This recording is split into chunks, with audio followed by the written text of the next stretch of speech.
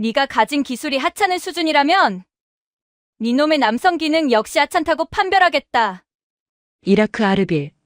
한 이라크 여군 지휘관의 오만한 도발이 묵묵히 임무를 수행하던 한 한국인 하사의 심장을 꿰뚫습니다. 이것은 단순한 실력 검증이 아닙니다. 한 남자의 자존심과 그가 입은 군복의 명예를 짓밟는 가장 잔인한 조롱이었습니다. 과연 이라크로 파병을 나간 한국인 하사와 이라크 여군 지휘관 사이에서는 어떤 일이 있었던 걸까요? 여러분, 오늘도 편안한 시간 보내고 계신가요? 여러분의 일상을 댓글로 공유해 주시면서 시청 후 잊지 마시고 구독과 좋아요 한 번씩 꾹 눌러주시면 감사하겠습니다. 숨이 막혔다. 폐부 깊숙이 파고드는 것은 단순한 열기가 아니었다. 그것은 수천 년 묵은 먼지와 마른 피냄새와 그리고 이방인을 향한 노골적인 배척감이 뒤섞인 공기였다. 이라크 쿠르디스탄 자치구의 수도 아르빌. 자이툰 부대 주둔지 외곽의 태양은 모든 색을 바래게 할 만큼 맹렬했다. 황지훈 하사는 방탄 헬멧 아래로 흐르는 땀을 거칠게 닦아냈다. 전투복 등판은 이미 소금 지도를 그리고 있었다. 그의 뺨에는 정비유가 희미하게 번져 있었고 손톱 밑은 언제나처럼 검은 기름때가 박혀 있었다. 황 하사. 준비됐나? 통신 천막 안에서 이진성 상사가 얼굴을 내밀었다. 그는 자이툰 사단 본부 직할대 소속의 통신 정비 반장이었다. 완료됐습니다. 장비 다 챙겼습니다. 좋아. 이 상사가 혀를 찼다. 이번엔 이라크 놈들 물건이야. 3사단 사령부라는데 통신망 전체가 먹통이랍니다. 꼴에 미군한테 받은 최신형 장비라는데 지들 손으로는 답이 안 나온 모양이야. 황지우는 묵묵히 고개를 끄덕였다. 그의 임무는 연락정비 담당이었다. 공식 명칭은 그랬다. 실질적인 임무는 자이툰 부대와 현지 주둔군 사이의 온갖 기술적 문제를 해결하는 해결사였다. 그것이 망가진 발전기든 주파수가 잡히지 않는 무전기든 혹은 방탄 차량에 퍼져버린 엔진이든 다른 애들 말고 꼭 황 하사를 지명하더군. 저번에도 자네가 걔들 사단장 차량 에어컨 고쳐줬지? 네, 그렇습니다. 빌어먹을. 걔들 눈엔 대한민국 하사가 무슨 만능 맥가이버로 보이나. 이 상사는 불쾌감을 숨기지 않았지만 황지훈의 어깨를 두드리는 손길에는 신뢰가 담겨 있었다. 황지훈은 24살이었지만 그의 손은 40살 정비사의 그것처럼 거칠고 투박했다. 그는 기계를 이해했다.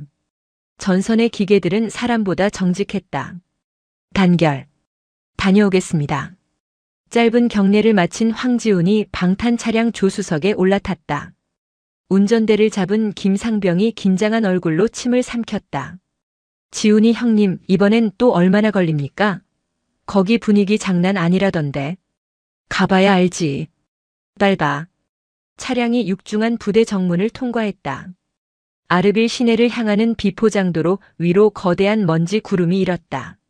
자이툰 부대의 안전구역을 벗어나자마자 공기가 바뀌었다. 거리는 활기찼지만 그 활기는 언제 터질지 모르는 폭탄의 뇌관처럼 아슬아슬했다. 이라크군 제3사단 사령부 임시 막사는 아르빌에서도 가장 혼란스러운 구역에 자리 잡고 있었다. 미군이 버리고 간 기지를 급조해서 사용하고 있었다. 입구의 검문소는 자이툰 부대의 그것과는 비교도 안 되게 허술했지만 총을 든 병사들의 눈빛만큼은 살벌했다. 코리안? 자이툰? 경계병이 더러운 총구로 황지훈을 훑었다. 황지훈은 말없이 통행증을 내밀었다. 한참을 더듬거리며 서류를 읽던 병사가 어딘가로 고함을 쳤다. 안으로. 차량이 연병장을 가로지르자 수십 명의 이라크 군인들이 하던 훈련을 멈추고 그들을 쳐다봤다. 그들의 시선에는 호기심보다 경멸이 더 많았다. 동양에서 싸우러 온 것인지 돈을 쓰러 온 것인지 모를 군대. 그들에게 자이툰은 그런 존재였다. 차량이 멈춘 곳은 사령부 본청으로 쓰이는 낡은 2층 건물 앞이었다. 그리고 그곳에서 그녀가 기다리고 있었다. 레일라 알자비리. 이라크군 육군 중위. 그녀는 건물 기둥에 기대어 팔짱을 끼고 서 있었다. 헬멧도 쓰지 않은 채 검은 머리카락을 전투복 칼라 안으로 단정하게 말아 넣었다. 황지우는 그녀가 이곳 지휘관이라는 말을 듣고 의아했었다. 이라크군, 그것도 최전방 사령부의 여성 지휘관이라니. 그녀는 황지훈이 상상했던 것보다 훨씬 젊었고 훨씬 더 차가웠다. 날카로운 콧날과 도톰한 입술이 강렬한 인상을 주었지만 그녀의 눈은 메마른 사막처럼 공허했다. 그녀는 황지훈이 차에서 내리자마자 위아래로 훑어봤다. 당신이 자이툰에서 보낸 기술자인가? 그녀의 목소리는 낮고 매끄러웠지만 명백한 조소가 담겨 있었다. 대한민국 육군 황지훈 하사입니다. 연락 장교 임무 겸임 중입니다. 황지훈은 의전 교육을 받은 대로 먼저 경례를 붙였다. 하지만 레일라 중위는 경례를 받지 않았다. 그녀는 팔짱을 낀 채 한 걸음 다가왔다.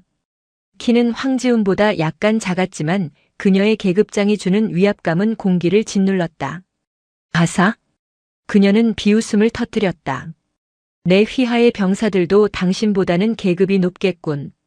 자이툰은 장교가 없나? 아니면 이 중요한 문제를 해결할 사람이 고작 당신뿐인가? 문제를 확인하러 왔습니다. 황지훈은 감정을 드러내지 않았다. 그는 이곳에서 수많은 모욕과 무시를 경험했다. 계급이 낮다는 이유로, 동양인이라는 이유로, 그리고 전투부대가 아니라는 이유로. 따라와. 레일라 중위가 획 돌아섰다. 그녀의 걸음걸이는 분노로 가득 차 있었다. 그녀가 걷어찬 문이 요란한 소리를 내며 열렸다. 통신 지휘실이었다. 안은 아수라장이었다. 미군이 공유한 최신형 전술 통신 제어반이 방 한가운데를 차지하고 있었지만 모든 모니터는 죽어 있었다.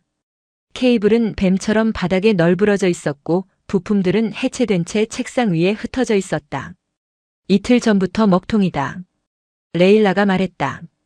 내 부하들이 손을 썼지만 보다시피 그녀는 어깨를 으쓱했다. 방구석에는 이라크군 통신병 2명이 겁에 질린 얼굴로 서 있었다. 이게 안 되면 난 바그다드 사령부와 연락할 수 없어. 내 포병대도 움직일 수 없지. 당신들 자이툰이 재건을 돕는다고 했지? 이게 당신들의 일이다. 황지훈은 그녀의 말을 무시하고 곧장 제어반으로 다가갔다. 그는 장갑을 벗고 주 전원부를 확인했다. 매뉴얼조차 없었지만 그는 이 장비의 기본 회로도를 머릿속에 그리고 있었다. 레일라 중위는 그런 황지훈의 뒷모습을 노려봤다. 그녀는 참을성이 없었다. 그녀는 바그다드 명문가 출신이었고 서방에서 군사교육을 받았다. 그녀는 자신의 실력으로 이 자리에 올랐다고 자부했다. 하지만 이 망할 놈의 장비 하나가 그녀의 발목을 잡고 있었다. 내 최고 기술자들이 꼬박 이틀을 매달렸어. 그들은 미군에게 직접 교육받은 이들이다. 그런데 자이툰은 고작 당신 같은 하사 한 명을 보냈군. 그녀는 황지훈의 땀에 젖은 전투복과 기름때 묻은 손을 경멸하듯 바라봤다. 황지훈은 그저 묵묵히 자신의 공구 가방을 열었다. 그녀의 인내심이 바닥났다. 이봐 하사. 그녀가 황지훈의 어깨를 툭 쳤다. 들었나? 내 부하들도 못 고쳤다고. 당신이 뭘 할 수 있지? 당신 체구는 내 통신병보다도 왜소하군. 그는 고개를 돌려 처음으로 레일라 중위의 눈을 똑바로 쳐다봤다. 중위님, 방해됩니다. 방해? 레일라가 얼음장 같은 미소를 지었다. 그녀가 황지훈의 턱 앞에 자신의 얼굴을 바싹 들이댔다. 뜨거운 사막의 열기와는 다른 차가운 분노가 그녀에게서 뿜어져 나왔다. 좋아. 실력을 보여봐. 하지만 똑똑히 들어. 그녀의 목소리가 속삭임처럼 낮아졌다. 방 안의 모든 소리가 죽었다. 내가 가진 그 기술적 실력 말이야. 만약 그게 하찮은 수준이라면 그녀의 시선이 황지훈의 눈에서부터 아래로 천천히 모욕적으로 내려갔다. 나는 내 놈의 남성 기능 역시 마찬가지로 하찮다고 판별하겠다. 그게 이라크 여군 지휘관이 한국군을 판단하는 방식이니까. 조롱. 그것은 단순한 모욕을 넘어선 한 인간의 존재 자체를 부정하는 도발이었다. 그러니 증명해봐. 내가 쓸모없는 수컷이 아니라는 걸. 황지훈은 아무 대답도 하지 않았다. 그는 그저 천천히 다시 제어반으로 몸을 돌렸다. 그의 눈빛이 변해 있었다. 타오르는 사막의 태양보다 더 뜨겁고 날카로운 칼날보다 더 차갑게. 그는 공구 가방에서 가장 아끼는 레칫 드라이버를 꺼내들었다. 정적이 흘렀다. 레일라 알자비리 중위가 내뱉은 모욕은 독가스처럼 통신 지휘실 안에 퍼져나갔다. 방구석의 이라크 통신병들은 숨조차 제대로 쉬지 못했다. 황지훈 하사는 그러나 그녀의 도발에 어떤 대꾸도 하지 않았다. 그는 그저 묵묵히 자신의 공구 가방 앞에 한쪽 무릎을 꿇었다. 지퍼를 여는 스르륵 소리가 방 안에 기묘하게 크게 울렸다. 그의 손길은 마치 의과대학 해부 실습실의 수석 외과의처럼 침착하고 정제되어 있었다. 그는 가장 먼저 손바닥만 한 검은색 멀티미터를 꺼내 들고 제어반의 주 전원 공급 장치 패널을 열었다. 흥! 레일라 중위가 코웃음을 쳤다. 그녀는 여전히 팔짱을 낀 채 벽에 기대어 섰다. 전원 문제는 아니다. 내 부하들이 그것부터 확인했으니까. 황지우는 대답 대신 측정기의 탐침을 내부회로 기판의 접점에 가져다 댔다. 삑. 그의 눈이 가늘어졌다. 전압이 불안정합니다. 뭐라고? 전압이 튑니다. 기준치를 훌쩍 넘었다가 다시 절반 이하로 떨어집니다. 이 정도면 기기 보호를 위해 메인보드가 스스로 전원을 차단한 겁니다. 그걸 내 부하들이 몰랐을 것 같나? 레일라가 날카롭게 받아쳤다. 기지 전체 전력이 이 모양인 건 나도 알아. 그래서 미군 놈들이 준 비상 전원 공급 장치를 연결해뒀다. 저거 말이다. 그녀가 가리킨 장비의 상태 표시등은 죽어 있었다. 황지우는 그 장비로 걸어가 뒷면을 살피더니 두꺼운 케이블 하나를 잡아당겼다. 케이블은 힘없이 툭 빠져나왔다. 연결이 잘못됐습니다. 뭐? 이건 출력 단자가 아니라 입력 단자입니다. 중위님의 부하들이 전기를 공급받는 게 아니라 오히려 이 장비의 배터리를 역으로 소모시키고 있었습니다. 이라크 통신병들의 얼굴이 새하얗게 질렸다. 그래서 케이블만 다시 꽂으면 된다, 그 말인가? 아니요. 황지훈의 목소리는 얼음장처럼 차가웠다. 이미 늦었습니다. 그는 다시 제어반으로 돌아가 시스템의 핵심부 잠금 장치를 풀기 시작했다. 딸깍딸깍. 나사가 풀리는 소리가 레일라의 신경을 긁었다. 이틀 동안 황지훈이 처음으로 긴 문장을 입에 담았다. 이틀 동안 기기는 불안정한 전압을 그대로 받아냈고 비상 전원은 방전됐습니다. 기기가 버텨낸 게 용합니다. 그가 마침내 덮개를 열자 오존과 실리콘이 타버린 매캐하고 시큼한 냄새가 코를 찔렀다. 황지우는 손전등으로 기판 깊숙한 곳을 비췄다. 레일라의 눈에도 보였다.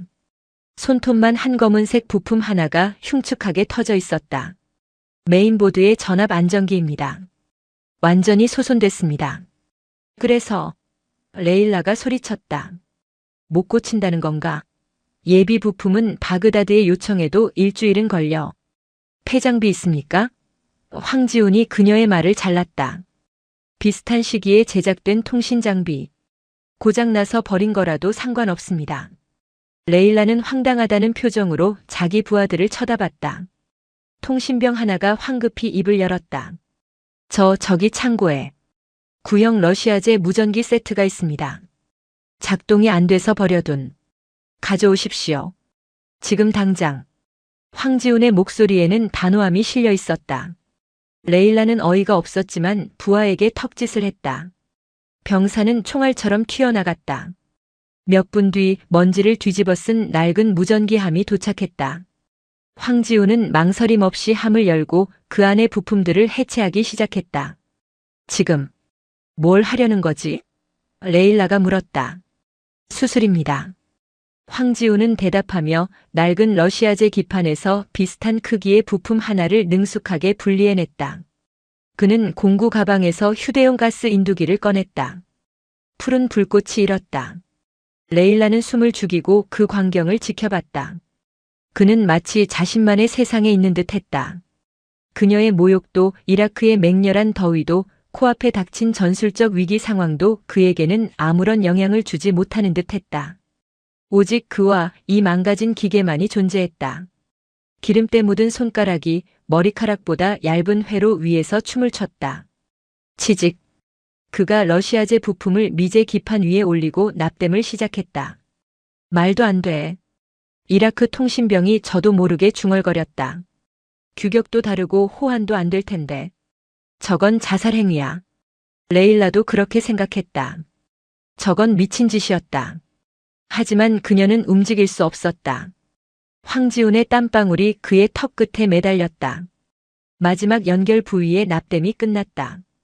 그는 천천히 숨을 내쉬었다. 그는 다시 멀티미터를 들었다. 삑. 그는 만족스러운 듯 작게 고개를 끄덕였다. 그는 다시 패널을 조립했다. 딸깍딸깍. 모든 작업이 끝났다. 채 30분이 걸리지 않았다. 황지훈은 공구 가방을 챙기기 시작했다. 왜? 켜지 않는 거지? 레일라가 주먹을 꽉 쥔 채 물었다. 황지훈은 어깨에 묻은 먼지를 털어내며 일어섰다. 그는 주 전원 스위치를 손가락으로 가리켰다. 중위님의 장비입니다. 확인은 지휘관이 직접 하셔야 합니다. 레일라는 이를 악물었다. 저 오만한 하사놈. 그는 그녀에게 실패의 책임을 떠넘기고 있었다. 그녀는 천천히 제어 안으로 걸어갔다. 만약 이게 작동하지 않으면 작동합니다. 황지훈이 단호하게 말했다. 레일라는 침을 삼켰다. 그리고 붉은색 주 전원 스위치에 손가락을 올렸다. 철컥. 아무 일도 일어나지 않았다. 1초, 2초. 방 안의 공기가 얼어붙었다. 레일라의 얼굴이 분노로 일그러지기 시작했다. 그녀가 황지훈을 향해 돌아보며 소리치려던 바로 그 순간. 삐. 날카로운 시스템 부팅음이 정적을 찢었다. 죽어있던 모든 모니터가 일제히 푸른 빛을 뿜어냈다. 복잡한 전술 지도와 통신 연결망이 화면 가득 떠올랐다. 시스템 정상. 모든 네트워크 안정. 세상에. 알라시어. 이라크 통신병들이 무릎을 꿇고 주저앉았다. 레일라 알자비리는 그 자리에 못 박힌 듯 서 있었다. 이틀간 사령부 전체를 마비시켰던 최첨단 장비가 저 이방인 하사의 손에 의해 그것도 러시아제 고물 부품 하나로 되살아났다. 황지훈은 이미 자신의 공구 가방을 어깨에 메고 있었다. 잠깐. 레일라가 다급하게 그를 불렀다. 황지훈이 문손잡이를 잡은 채 멈춰섰다. 어떻게? 그녀가 간신히 목소리를 쥐어짰다. 어떻게 그걸 알아낸 거지? 황지훈은 잠시 그녀를 바라봤다. 중위님. 그의 목소리는 낮고 건조했다. 저는 기계의 말을 듣습니다. 사람의 말보다 훨씬 정직하니까요. 그는 레일라의 도발을 언급하지 않았다. 그것이 오히려 레일라에게는 더 큰 모욕으로 다가왔다. 보고하겠습니다. 황지훈이 무미건조한 목소리로 말했다. 원인은 귀측 통신병의 명백한 과실입니다. 비상 전원 오결선, 접지 부재, 그리고 과전압 상태 방치. 이 세 가지가 원인입니다. 조치 완료했습니다. 그는 더 이상 그녀의 대답을 기다리지 않았다. 김상병 복귀한다. 단결. 황지훈은 지휘실을 나갔다. 레일라 알자비리는 완벽하게 작동하는 통신 제어반 앞에 홀로 서 있었다. 그녀는 자신의 뺨이 화끈거리는 것을 느꼈다. 통신 지휘실 안 기계가 내는 일정한 저음의 웅 하는 소리만이 가득 찼다. 레일라는 방 안에 홀로 남았다. 그녀는 주먹으로 차가운 금속 패널을 내리쳤다. 쿵. 하찮다고. 판별하겠다. 자신이 내뱉었던 말이 귓가에 메아리 쳤다. 그녀는 황지훈의 그 무감정했던 눈을 떠올렸다. 그의 손.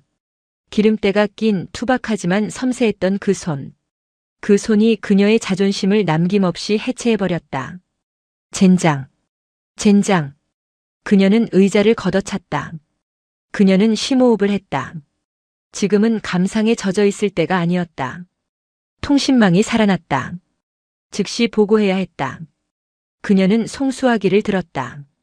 바그다드 사령부 직통 회선이었다. 여기는 3사단 사령부 레일라 중위. 사령부 응답하라. 여기는 사령부. 3사단. 이틀만이군 레일라. 그 망할 고철 덩어리는 포기한 줄 알았는데. 방금. 복구 완료했습니다. 뭐라고? 어떻게? 자이툰 부대의 기술 자문을 받았습니다. 경미한 회선 결함이었습니다. 그녀는 한국군 하사 한 명이 10분 만에 고쳤다고 말할 수 없었다. 자이툰? 그 평화유지군 놈들 말인가? 아무튼 다행이군. 즉시 그 순간이었다. 삐, 삐, 삐. 방금 전까지 완벽했던 제어반에서 경고음이 울리기 시작했다. 레일라, 무슨 소리인가? 잠시 대기하십시오. 레일라가 송수화기를 내던지고 모니터를 확인했다. 암호화 모듈 동기화 실패. 하드웨어는 살아났지만 바그다드와의 보안 통신을 위한 핵심 소프트웨어가 잠겨버린 것이다. 하킴, 무스타파. 문을 박차고 들어온 병사들이 사색이 되었다. 저 망할 한국군 놈이. 레일라의 얼굴이 분노로 일그러졌다. 그놈이 함정을 파고 갔어. 그녀는 이것이 황지훈의 잔인한 복수라고 확신했다. 일부러 핵심 기능을 잠가놓고 자신이 다시 그에게 무릎 꿇고 애원하게 만들려는 수작이었다. 같은 시각 자이툰 부대 주둔지로 복귀하는 방탄 차량 안. 형님 진짜 대박이었습니다. 와. 속이 다 시원합니다. 김상병이 흥분을 감추지 못했다. 그 이라크 여군 얼굴 보셨습니까? 완전 똥 씹은 표정. 감히 대한민국 육군한테 남성 기능 어쩌고. 황지우는 조수석에 앉아 공구들을 정비용 헝으로 꼼꼼하게 닫고 있었다. 김상병. 운전이나 집중해. 아, 네. 근데 형님은 화도 안 나십니까? 그 조롱 말입니다. 황지우는 다시 공구로 시선을 돌렸다. 들었어. 시끄럽더군. 시끄럽습니까? 그게 답니까? 기계가 망가져서 비명을 지르고 있는데 옆에서 자꾸 쓸데없는 소리를 하니까. 집중에 방해됐어. 김상병은 할 말을 잃었다. 그에게는 치명적인 모욕이었던 그 말이 황지훈에게는 그저 소음일 뿐이었다. 기계는 거짓말 안 해. 황지훈이 공구 가방의 지퍼를 닫았다. 근데 사람은 복잡해. 특히 저렇게 시끄러운 사람들은 자기가 무슨 말을 하는지도 몰라. 그냥 겁이 많은 거야. 겁이요? 그 여자가요? 자기 부하들 앞에서 무능한 게 드러날까봐. 자기가 통제 못하는 상황에 처한 게 겁이 난 거지. 김상병이 감탄하던 그 순간 황지훈의 무전기에서 이진성 상사의 목소리가 흘러나왔다. 황 하사, 지금 어디야? 복귀 중입니다. 3사단 사령부 임무 완료. 임무 완료는 무슨? 방금 그쪽에서 다시 연락 왔어. 자네가 시스템을 잠가놓고 왔다더군. 황지훈의 미간이 처음으로 좁혀졌다. 암호화 모듈이 먹통이랍니다. 당장 돌아가서 확인해. 지금 그쪽 지휘관 레일라 중위가 단단히 화가 났어. 자네가 고의로 사보타주를 한 거라고 난리야. 김상병의 얼굴이 하얗게 질렸다. 형님, 이거 함정입니까? 황지훈은 잠시 눈을 감았다. 암호화 모듈 동기화 실패. 그는 원인을 즉시 알아차렸다. 완벽해진 하드웨어를 소프트웨어가 감당하지 못하는 상황이었다. 김상병 차 돌려. 네? 진짜 가시게요? 이 상사님 복귀 지점 변경. 3사단 사령부로 재진입합니다. 황지훈은 무전기를 끄고 다시 공구 가방을 무릎 위에 올려놓았다. 시끄럽게 구는군. 이번엔 아주 조용히 만들어줘야겠어. 이라크 3사단 사령부로 돌아가는 길은 올 때보다 훨씬 더 무겁게 느껴졌다. 아니나 다를까 사령부 정문에 다시 도착했을 때 경계병들의 태도는 180도 달라져 있었다. 멈춰. 차에서 내려. 당장. 총구가 정확히 차량의 운전석을 향했다. 이라크 병사 대여섯 명이 그들을 이중으로 포위했다. 그들의 눈에는 사보타주범에 대한 노골적인 사리가 번뜩였다. 무기 버려. 황지훈은 말없이 권총을 바닥에 내려놓았다. 한 병사가 다가와 거칠게 그의 몸을 수색했다. 공구 가방도. 병사가 황지훈의 가방을 잡아채려 했다. 손대지 마. 황지훈이 낮고 차갑게 말했다. 내 장비다. 내가 직접 가져간다. 그의 목소리에 병사가 멈칫했다. 바로 그때 건물 입구에서 레일라 중위가 걸어 나왔다. 그녀의 얼굴은 분노로 붉게 상기되어 있었다. 아사. 내 놈의 비열한 장난질은 여기까지다. 길을 비켜주십시오, 중위님. 멈춰. 레일라가 그의 앞을 가로막았다. 이건 명백한 적대 행위다. 당장 내 놈의 사단장에게 이 문제를 정식으로 제기하겠다. 시간 없습니다. 황지훈이 그녀를 똑바로 쳐다봤다. 그렇게 소리 지르고 있는 매 순간마다 중위님의 통신망은 더 심각한 오류를 누적시키고 있습니다. 제가 해결하길 원합니까? 아니면 제 상관과 정치적인 대화를 나누고 싶으십니까? 내가 비켜주십시오. 레일라는 말문이 막혔다. 그녀는 분노에 차 있었지만 동시에 절박했다. 그녀는 이 오만한 하사의 도움이 다시 필요하다는 굴욕적인 사실을 인정해야 했다. 그녀는 이를 악물고 옆으로 한 걸음 비켜섰다. 통신지휘실은 아수라장이었다. 귀를 찢는 경고음이 방 안을 가득 메우고 있었다. 황지우는 그들 모두를 무시했다. 그는 곧장 보조 콘솔로 걸어가 키보드를 잡아당겼다. 그리고는 명령어 입력창을 띄웠다. 지금 뭐 하는 짓이지? 레일라가 뒤에서 날카롭게 물었다.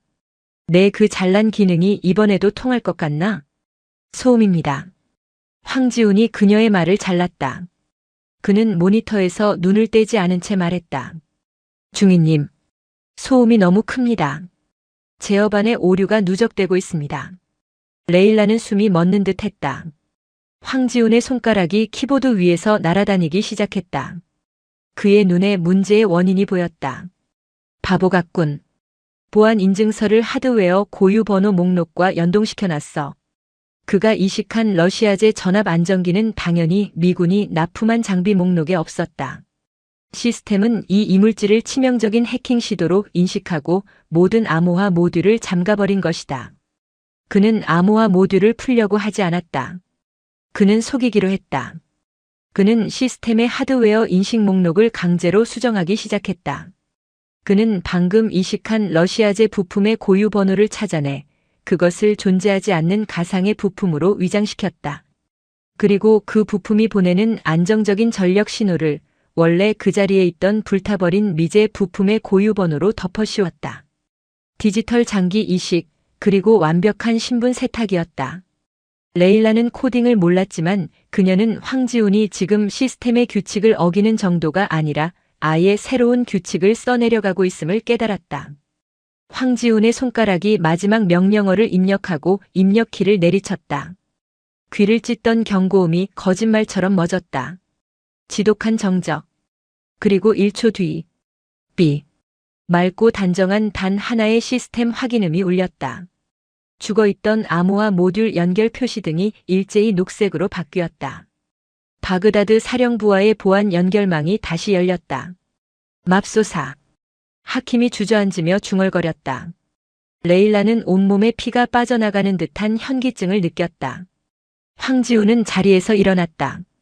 그는 키보드를 다시 제자리에 밀어넣고 자신의 공구 가방을 챙겼다.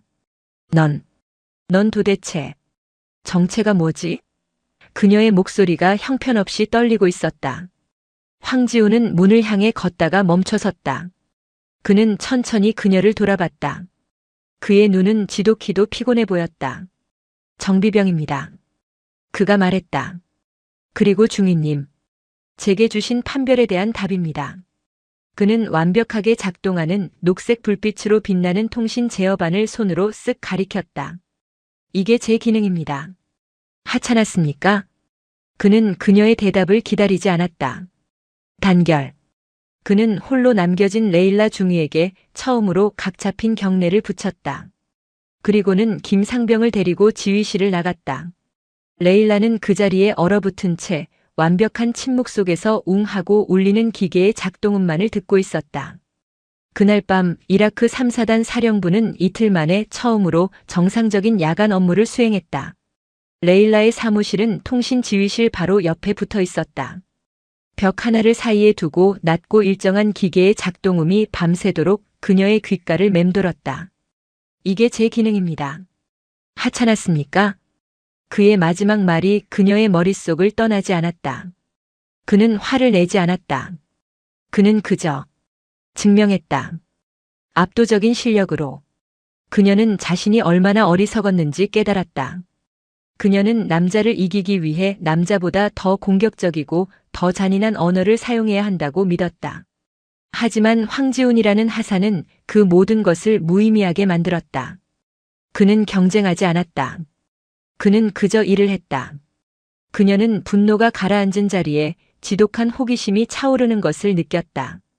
그의 손. 기름때가 묻어있던 하지만 0.1mm의 오차도 허용하지 않던 그 정교한 손. 그녀는 저도 모르게 얼굴을 붉혔다. 바로 그때 통신 제어반에서 짧은 호출음이 울렸다. 바그다드에서 보낸 정기 정보 보고였다. 레일라는 사무실을 나와 통신실로 들어갔다. 하킴이 그녀에게 방금 출력된 보고서를 건넸다. 중위님, 바그다드 정보부에서 긴급 첩보가 하달되었습니다. 읽어봐. 최근 아르빌 남쪽 7번 보급로 일대에서 반군의 활동이 급증하고 있다는 보고입니다. 특히 야간에 소규모 호송 차량을 노린 급조 폭발물 매설 및 기습 공격이 레일라의 심장이 쿵 하고 내려앉았다. 7번 보급로. 황지훈과 김상병이 오늘 2번이나 왕복했던 자이툰 부대로 돌아가는 비포장도로였다. 최근 24시간 이내 구체적인 매복 정황 포착. 목표는 현지 주둔군 또는 연합군 소속의 비전투 지원 차량일 가능성 높음. 비전투 지원 차량. 정확히 황지훈이 타고 다니는 방탄 차량을 의미했다. 그녀는 망설일 틈도 없이 지휘실에 직통 전화를 집어들었다. 그녀는 오늘 낮에 확인해둔 자이툰 사단 본부 직할대의 호출 코드를 입력했다. 신호가 갔다. 피곤에 지친 목소리가 들려왔다. 여기는 자이툰 통신 정비반 이진성 상사입니다. 누구? 나는 이라크 3사단 레일라 중이다. 레일라 중위님? 이 시간에 무슨 일이십니까? 혹시 또 시스템이? 시스템은 완벽하다. 레일라가 말을 잘랐다. 황지훈 하사 받고. 네? 황 하사 말입니까? 지금 막사로. 당장. 몇 분 같은 몇십 초가 흘렀다. 마침내 그토록 익숙해진 감정 없는 목소리가 들려왔다. 황 하사입니다. 그의 목소리를 듣는 순간 그녀는 저도 모르게 안도의 한숨을 내쉬었다. 그가 아직 부대 안에 무사히 있다는 사실에. 무슨 문제 있습니까? 아니, 문제는 없다. 레일라가 애써 목소리를 가다듬었다. 시스템은 완벽하게 작동한다. 그럼 용건을. 방금 정보가 들어왔다. 그녀가 말을 이었다. 7번 보급로. 당신이 복귀한 그 길이다. 알고 있습니다. 비포장도로 말입니까? 그곳에 적이 매복 중일 가능성이 높다. 첩보가 아주 구체적이다. 전화기 너머로 침묵이 흘렀다. 황지훈은 그녀가 왜 이 전화를 했는지 즉각 이해했다. 이것은 공식적인 부대 간 협조 요청이 아니었다. 개인적인 경고였다. 정보 감사합니다, 중위님. 당신들 부대 경계 태세를 높이라고 전해. 그리고 조심해라 하사. 내 그 쓸모있는 손 잃지 않도록. 철컥. 신호가 끊겼다. 황지훈은 수화기를 천천히 내려놓았다. 그의 곁에는 이진성 상사가 심각한 표정으로 그를 바라보고 있었다. 방금 이라크 3사단 그 여자 장교 맞지? 레일라 중위? 네, 그렇습니다. 그런데 방금 그 말투는 경고. 황지훈은 자리에서 일어났다. 그는 방금 벗었던 방탄복을 말없이 다시 챙겨 입기 시작했다. 7번 보급로. 급조 폭발물 매설 첩보입니다. 이 상사의 얼굴이 굳었다. 뭐? 그걸 왜 그 여자가 자네한테 직접? 공식 라인이 아니었습니다. 개인 통신이었습니다. 이 녀석 봐라. 이 상사가 헛웃음을 터뜨렸다. 너 거기 가서 기계만 고치고 온 게 아니었구나. 제 기능을 보여줬을 뿐입니다. 황지훈이 무미건조하게 대답하며 소총의 약실을 확인했다. 당장 작전 상황실에 보고해. 7번 로드는 우리 주 보급로야. 당장 폐쇄하고. 이 상사의 말이 채 끝나기도 전에 막사 밖에서 요란한 사이렌 소리와 함께 비상, 을 외치는 소리가 들려왔다. 무슨 일이야? 작전과에서 뛰어나온 박 대위가 소리쳤다. 방금 아르빌 동쪽 7번 보급로 너머에 있는 알카림 정수 시설에서 긴급 지원 요청이 들어왔습니다. 황지훈의 미간이 좁혀졌다. 알카림 정수 시설. 아르빌 외곽의 난민 캠프는 물론 이라크 3사단 사령부의 식수까지 책임지는 이 지역의 생명줄이었다. 원인이 뭐야? 모터 펌프 과열로 추정됩니다. 지금 당장 손 쓰지 않으면 제기랄. 박대위가 소리쳤다. 당장 정비반 출동시켜. 황하사. 황지훈과 이 상사의 시선이 허공에서 부딪혔다. 박대위님, 이 상사가 다급하게 말했다. 방금 황하사가 7번 보급로 IED 첩보를 입수했습니다. 이라크 3사단에서. 뭐라고? 박대위의 얼굴이 하얗게 질렸다.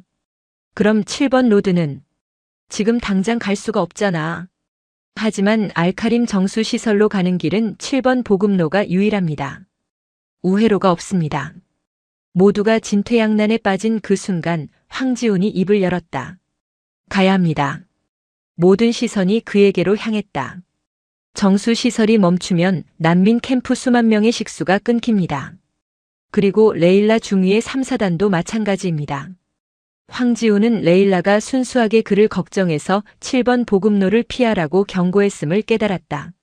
하지만 운명은 잔인하게도 그가 그 보급로를 다시 가야만 하는 이유를 만들어버렸다. 박대위님, 경고는 가능성입니다. 임무는 필수입니다. 그의 차가운 목소리가 혼란스러운 상황실을 정리했다. 좋다. 박대위가 결정을 내렸다. 황하사 김상병 정비 차량. 그리고 즉각 반응조 1개 분대 K200 장갑차 2대. 전원 중무장으로 호위한다. 7번 로드 최고 속도로 돌파한다. 알겠나? 단결. 같은 시각 이라크 3사단 사령부. 레일라는 자신이 방금 저지른 짓의 무게를 감당하려 애쓰고 있었다. 그녀는 군사 첩보를 유출했다. 그때 하킴이 다급하게 문을 박차고 들어왔다. 중위님, 큰일 났습니다. 알카림 정수 시설이 멈췄습니다. 뭐라고? 지금 자이툰 부대에서 정비팀을 파견했다고 합니다. 레일라의 심장이 멎는 듯 했다. 경로는 7번 보급로입니다. 유일한 경로입니다. 레일라는 그 자리에 얼어붙었다. 그녀의 경고가 오히려 그를 더 위험한 상황으로 밀어넣은 셈이 되었다. 그녀는 그에게 가지 말라고 경고했지만 이제 그녀 자신의 부대가 물을 공급받기 위해서는 그가 가야만 했다. 젠장. 그녀는 무전기를 집어들었다. 자이툰 부대와의 연합작전 채널이었다. 여기는 3사단 레일라 중위. 7번 보급로로 진입한 자이툰 호송대. 응답하라. 당장 응답하라. 치지직. 7번 보급로. 자이툰 호송대. 응답하라. 이라크 3사단 사령부의 다급한 무선 호출이 방탄 차량의 스피커를 찢었다. 김상병은 거의 울상이 되어 운전대를 잡고 있었다. 형님. 저 여자 장교가 또 형님 찾습니다. 이거 함정 아니었습니까? 황지훈은 K200 장갑차 2대 사이 가장 안전한 중앙에 위치한 정비 차량 조수석에 앉아 있었다. 그는 무전기를 들었다. 여기는 자이툰 정비팀 황하사. 수신양호. 하사. 당장 멈춰. 거긴. 알고 있습니다, 중위님. 첩보 감사합니다. 하지만 임무 수행 중입니다. 내 놈. 미쳤어? 그 경고를 듣고도 중위님의 부대에도 물이 필요할 겁니다. 뭐라고? 알카림 정수 시설이 고장났습니다. 지금 복구하러 가는 길입니다. 무전기 너머로 레일라의 숨소리만 들려왔다. 그녀는 아무 말도 하지 못했다. 자신이 경고한 그 길로 자신을 살리기 위해 그가 가고 있었다. 반드시. 그녀의 목소리가 미세하게 떨렸다. 살아서 돌아와. 이건 명령이다가 하사. 단결. 황지훈이 무전을 끊었다.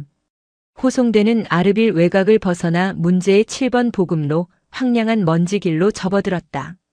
전방 주시. 좌우 경계 철저히. 그때였다. 저기. 김상병이 전방을 가리켰다. 도로 한가운데 기름 드럼통 하나가 덩그러니 놓여 있었다. 정지, 정지. 호송대 전체가 정지했다. IED 의심 물체. 전 병력 하차. 지휘관의 말이 끝나기도 전에 쾅! 엄청난 폭음과 함께 도로 옆 바위 언덕이 무너져 내렸다. 드럼통은 유인책이었다. 진짜는 그들이 멈춘 바로 그 지점 바위 언덕에 매설된 대형 급조 폭발물이었다. 선두 K200 장갑차가 폭발의 충격으로 한쪽 궤도가 찢겨나가며 주저앉았다. 매복이다. 적습, 적습. 폭발과 동시에 양쪽 바위 언덕 위에서 수십 개의 총구가 불을 뿜었다. 타타타타. 로켓 추진 유탄이 빗발치고 기관 총탄이 장갑차의 철판을 긁어댔다. 단결. 2시 방향. 적 RPG. 제압 사격. 자이툰 병사들이 뛰쳐나와 응전하기 시작했다. 후미 장갑차의 K6 중기관총이 불을 뿜었지만 적의 화력은 압도적이었다. 황지훈의 정비 차량은 정확히 킬존 한가운데에 고립되었다. 형님, 형님, 어떡합니까? 우리 죽었습니다. 김상병이 패닉에 빠져 소리쳤다. 황지훈의 눈은 냉철했다. 김상병, 고개 숙여. 그가 가리킨 곳 후미 장갑차의 K6 중기관총이 갑자기 침묵했다. 철컥 철컥. 젠장. 탄피 걸렸다. 작동 불량. 사수의 절박한 외침이 들렸다. 유일한 중화기가 멈춘 순간 적들의 화력이 정비 차량으로 집중되기 시작했다. 저거 고쳐야 합니다. 황지훈이 소리쳤다. 미쳤습니까? 저기까지 10m입니다. 지금 나가면 벌집이. 황지훈은 김상병의 멱살을 잡았다. 김상병. 정신 차려. 저거 못 고치면 우린 여기서 다 죽어. 그는 더 이상 대답을 기다리지 않았다. 여기 어머해. 그는 소총을 김상병에게 떠넘기고 자신의 공구 가방을 움켜쥐었다. 형님, 안 됩니다. 황지훈은 차량 문을 박차고 뛰쳐나갔다. 빗발치는 총탄 속으로. 이라크 3사단 사령부. 코드 레드. 코드 레드. 자이툰 호송대 7번 보급로 알카림 길목에서 피격. 교전 중. 연합작전 채널에서 터져나온 절규의 레일라는 그 자리에 얼어붙었다. 황하사. 그녀의 피가 차갑게 식었다. 그가 죽는다. 그녀의 경고 때문에 그가 죽고 그녀의 물 때문에 그가 죽는다. 하킴. 그녀가 소리쳤다. 3사단 즉각 반응조. 전원 집합. 전 차량 지금 당장 출동한다. 네. 중위님. 거긴 자이툰 관할 구역입니다. 저희가 개입하면. 닥쳐. 레일라가 자신의 권총을 뽑아들었다. 내 동맹이 공격받고 있다. 그리고 내 기술자가 그곳에 있다. 그녀는 사무실을 뛰쳐나가며 외쳤다. 목표 7번 보급로. 길을 막는 새끼는 누구든 쏴버려. 7번 보급로는 아비규환이었다. 황하사. 저 미친놈 저거. 후미 장갑차의 사수가 공구 가방을 들고 달려오는 황지훈을 보고 경악했다. 핑. 핑. 황지훈의 바로 옆 흙바닥에 총탄이 박혔다. 그는 몸을 날려 장갑차 후미에 부딪혔다. 뭐 하는 거야? 죽으려고. 기관총. 작동 불량. 황지훈이 숨을 몰아쉬며 외쳤다. 탄피가 걸렸어. 안 빠져. 비켜주십시오. 황지훈은 사수를 밀치고 K6 중기관총 앞에 섰다. 뜨겁게 달아오른 총열의 열기가 훅 끼쳤다. 그는 공구 가방에서 롱노즈 플라이어와 다목적 공구를 꺼냈다. 고개 숙이십시오. 그는 상체를 장갑차 밖으로 거의 내놓은 채 총의 내부를 들여다봤다. 찌그러진 탄피가 약실 입구에 기괴하게 끼어 있었다. 적의 RPG가 바로 앞 황지훈이 타고 왔던 정비 차량을 직격했다. 차량이 거대한 불덩어리로 변했다. 으악! 김상병이 차에서 겨우 기어 나왔다. 황지훈은 눈 하나 깜빡하지 않았다. 그의 손은 흔들리지 않았다. 그는 다목적 공구로 탄피를 고정하고 플라이어로 비틀어 빼냈다. 핑! 총알이 그의 방탄 헬멧을 스치고 지나갔다. 됐다. 그가 찌그러진 탄피를 뽑아내 던져버렸다. 송탄 레버 확인. 재장전. 사수가 멍하니 그를 쳐다봤다. 당장 사격 개시하라고. 황지훈의 고함에 사수가 정신을 차렸다. 철컥. 죽었던 K6 중기관총이 다시 포효하기 시작했다. 압도적인 화력의 바위 언덕 위에서 총구가 잠시 주춤했다. 황지훈이 다시 뛰쳐나가려던 그 순간이었다. 쿠르르르릉. 땅이 울렸다. 아르빌 시내 방향에서 먼지 구름을 일으키며 낡았지만 위협적인 T-55 전차 2대와 무장 트럭 여러 대가 달려오고 있었다. 이라크군 깃발이었다. 이라크 3사단이다. 레일라 중위의 QRF다. 미쳤어. 저렇게 대놓고 돌격하다니. 레일라의 부대는 교전 수칙 따위는 무시했다. 그들은 속도를 줄이지 않은 채 바위 언덕을 향해 전차의 주포와 중기관총을 난사하기 시작했다. 쾅! 쾅! 전차포가 언덕을 직격하자 매복해 있던 적들이 혼란에 빠졌다. 전 병력 돌격. 저 개자식들을 쓸어버려. 레일라의 목소리가 무전기 너머로 쩌렁쩌렁하게 울렸다. 자이툰 병사들도 사기가 올랐다. 지원군이다. 전원 사격 재개. 전세는 순식간에 역전되었다. 남은 적들은 부상자들을 버리고 도주하기 시작했다. 총성이 멎고 지독한 정적과 함께 타이어 타는 냄새, 그리고 화약 냄새가 내려앉았다. 레일라가 자신의 지휘 차량에서 뛰어내렸다. 그녀는 권총을 든 채 불타는 정비 차량과 피격된 장갑차 사이를 미친 듯이 달려갔다. 황하사! 황하사! 그때 그녀는 K6 중기관총이 거치된 후미 장갑차 위에서 태연하게 총열을 시키며 총기 상태를 점검하고 있는 한 남자를 발견했다. 황지훈이었다. 그의 전투복은 흙먼지와 기름때 그리고 화약 그을음으로 뒤덮여 있었다. 레일라는 그 자리에 멈춰섰다. 그녀의 심장이 갈비뼈를 부술듯이 뛰었다. 황지훈은 그녀를 발견하고 총기 점검을 마친 뒤 장갑차에서 가볍게 뛰어내렸다. 그는 그녀를 향해 걸어왔다. 두 사람이 불타는 차량의 잔해를 사이에 두고 마주 섰다. 중위님. 황지훈이 헬멧을 벗었다. 땀에 젖은 머리카락이 이마에 달라붙어 있었다. 지원 감사합니다. 덕분에 살았습니다. 레일라는 그를 노려봤다. 이 미친놈. 방금 죽을 뻔했다. 그녀는 분노와 안도 그리고 알 수 없는 격렬한 감정에 휩싸여 몸을 떨었다. 그녀의 이성은 아드레날린에 마비되었다. 그녀는 거친 숨을 몰아쉬며 그에게 성큼성큼 다가갔다. 그리고는 모든 부하들이 지켜보는 앞에서 그의 기름때 묻은 전투 조끼 깃을 거칠게 움켜쥐었다.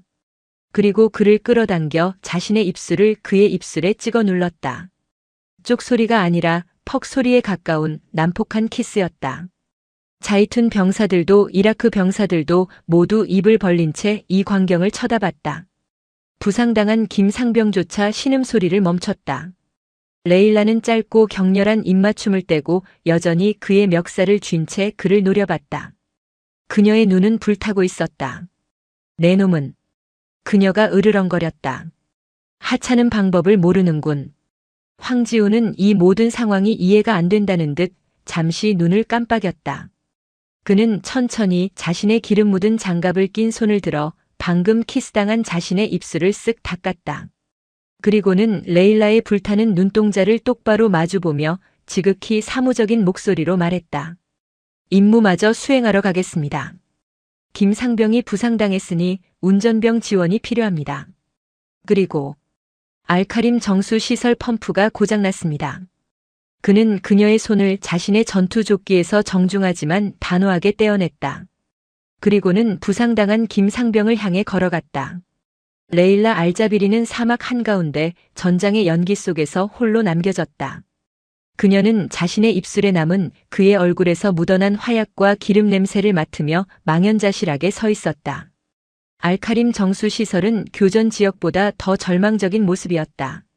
총성은 멎었지만 이곳은 죽어가는 소리로 가득했다. 거대한 주 펌프 모터는 마지막 숨을 몰아쉬는 거인처럼 꺽꺽 하는 쇳소리를 내며 경련하고 있었다. 모터 하우징에서는 매캐한 연기가 피어올랐다.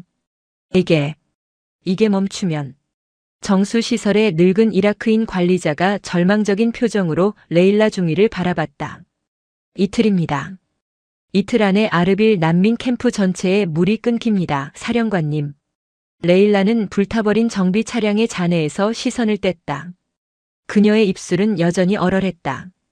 황지우는 그 모든 혼란 속에서 묵묵히 자신의 공구 가방을 열고 있었다. 빗발치는 총알 속에서도 그가 지켜낸 유일한 것이었다. 그는 부상당한 김상병을 의무병에게 인계하고 연기 나는 펌프 모터로 다가갔다. 위험해 하사. 레일라가 외쳤다. 당장. 방수포. 아니 두꺼운 천이라도. 황지훈이 그녀의 말을 잘랐다. 그리고 물. 마실 물 말고 냉각수로 쓸 물. 당장. 레일라는 말문이 막혔지만 그녀의 몸은 즉각 반응했다. 황지훈은 방수포로 손을 감싼 채 펄펄 끓는 모터의 주 전원 차단기를 내렸다. 철컥. 거인의 경련이 멈췄다. 그는 공구 가방에서 렌치와 드라이버를 꺼내 모터의 점검창을 열기 시작했다. 레일라는 그에게서 한시도 눈을 뗄 수가 없었다.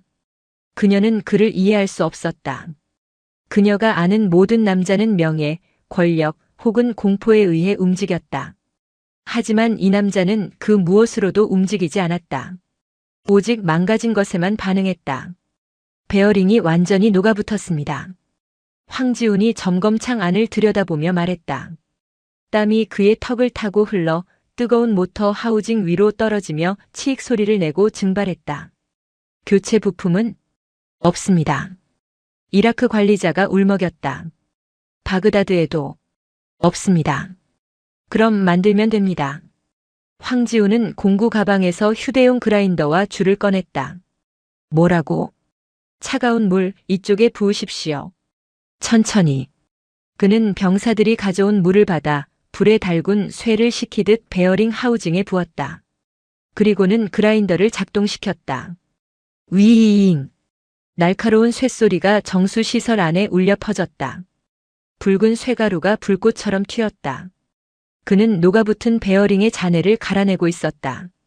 레일라는 그 광경을 숨죽여 지켜봤다. 그녀는 깨달았다. 그는 하찮은 남성 기능 따위의 조롱에 반응할 필요가 없었다. 그는 스스로 기능 그 자체였다. 그는 이 지옥 같은 땅에서 유일하게 창조하고 복구하는 사람이었다. 파괴와 죽음 속에서 그는 유일하게 생명을 되살리는 자였다. 그녀는 자신이 그에게 느낀 감정이 단순한 호기심이나 분노가 아니었음을 인정해야 했다. 그것은 경외였다. 1시간이 흘렀다. 황지우는 불타버린 정비 차량의 잔해에서 쓸만한 쇠붙이를 찾아와 즉석에서 임시 베어링을 깎아 만들었다. 됐습니다. 그가 마지막 볼트를 조였다. 이건 임시 방편입니다. 6시간 이상 돌리면 다시 멈출 겁니다. 그 전에 예비 부품을 구하셔야 합니다. 그는 주 전원 스위치로 걸어갔다. 관리자분, 직접 켜십시오. 노인이 떨리는 손으로 스위치를 올렸다. 철컥. 모터가 얕은 신음을 냈다. 그르릉. 그리고 쿵. 조용하고 힘차고 규칙적인 소리. 잠시 후 정수시설의 거대한 파이프라인에서 물이 쏟아지는 소리가 들리기 시작했다. 쏴. 그것은 생명의 소리였다. 관리자는 그 자리에 무릎을 꿇고 울음을 터뜨렸다. 레일라의 부하들도 자이툰의 병사들도 모두 말없이 그 소리를 듣고 있었다. 황지우는 그제야 어깨에 맨 공구 가방의 무게를 느끼는 듯 낮게 숨을 내쉬었다. 그는 레일라를 지나쳐 복귀할 차량을 향해 걸어갔다. 아사. 레일라가 그를 불렀다. 그가 멈춰섰다. 당신은. 그녀는 무슨 말을 해야 할지 몰랐다. 당신은. 대체. 황지우는 그녀를 돌아봤다. 그의 눈은 피로에 젖어 있었지만 여전히 깊고 고요했다. 임무. 완료했습니다, 중위님. 그것이 그의 대답 전부였다. 복귀는 조용했다. 황지우는 레일라의 지휘 차량 조수석에 앉았다.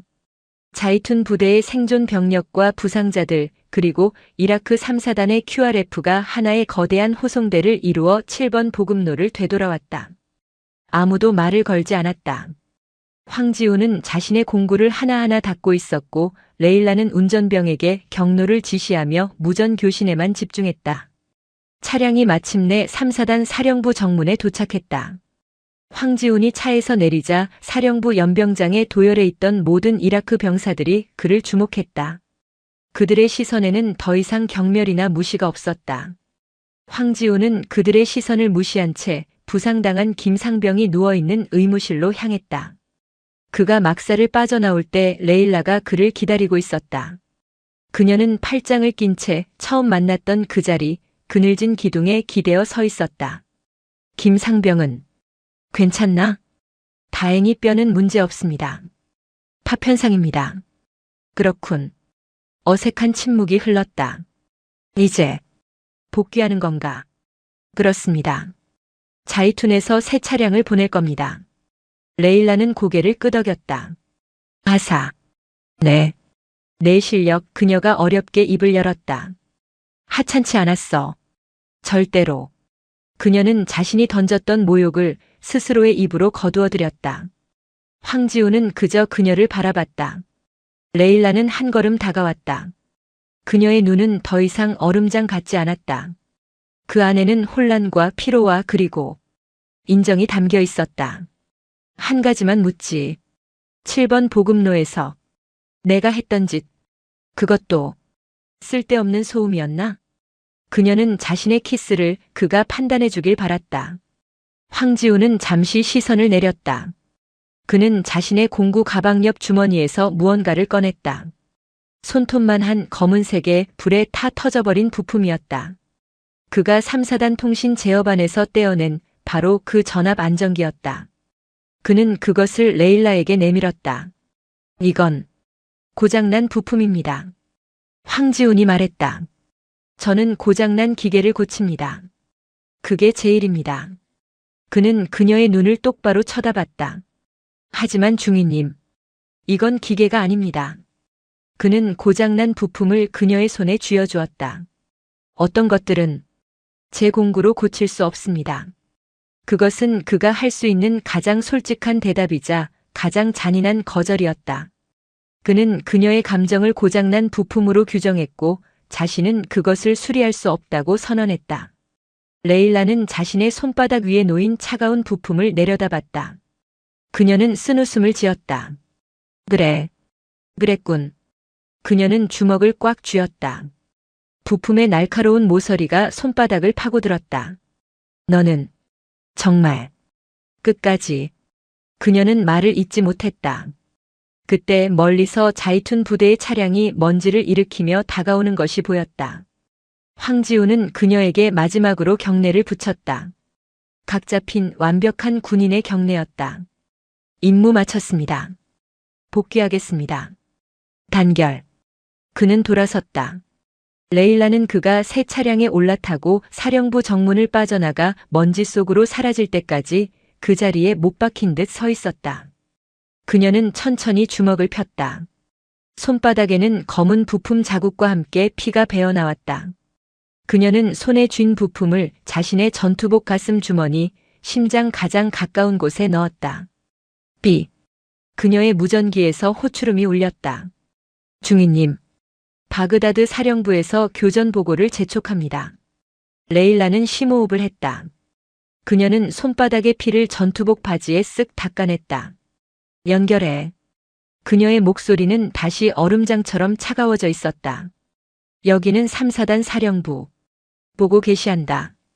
그녀의 기능은 다시 작동하기 시작했다. 하지만 가슴속에는 그 어떤 공구로도 수리할 수 없는 뜨겁고 하찮은 고장 하나가 영원히 남게 되었다. 난 여자라고 안 봐줘. 저도 남자 안 봐줍니다. 육해공군 합동훈련장. 수많은 남성 장교들의 노골적인 조롱 속에서 강서진 소령은 묵묵히 자신의 차례를 기다립니다. 여자가 뭘 할 수 있겠냐는 모욕적인 편견과 함께 시작된 6탄전 시범. 하지만 모두가 무시했던 그녀의 충격적인 과거가 밝혀지는 순간 훈련장 전체가 경악과 침묵에 빠져듭니다. 여러분은 오늘 어떤 시간을 보내며 제 이야기에 귀 기울여주고 계신가요? 편안하게 감상하시면서 댓글로 여러분의 소식을 알려주세요. 시청 후 이야기가 마음에 드셨다면 구독과 좋아요로 사연 모음집에 큰 힘을 실어주는 것 잊지 말아주세요. 진흙과 땀 갓 베어낸 풀 비린내가 뒤섞인 훈련장의 공기는 팽팽한 고무줄처럼 긴장감으로 가득했다. 사방을 둘러싼 철조망 너머로 짙푸른 산세가 병풍처럼 펼쳐져 있었지만 그 아름다운 풍경을 눈에 담는 이는 아무도 없었다. 모두의 시선은 연병장 중앙 임시로 설치된 매트 위에 고정되어 있었다. 육해공군 합동전술훈련의 일환으로 마련된 6탄전 시범훈련. 겉으로는 장병들의 실전 감각과 체력 증진을 위한 자리였지만 실상은 각 군의 자존심과 계급의 무게가 보이지 않게 격돌하는 전쟁터나 다름없었다. 훈련을 총괄하는 장군들의 날카로운 시선 아래 수십 명의 영관급 장교들이 도열해 있었다. 그들의 군복 어깨에 달린 무궁화와 별들은 지난 세월의 훈장이자 앞으로 짊어지고 나아가야 할 책임의 무게를 동시에 보여주고 있었다. 하지만 그 엄숙한 분위기 속에서도 불협화음은 존재했다.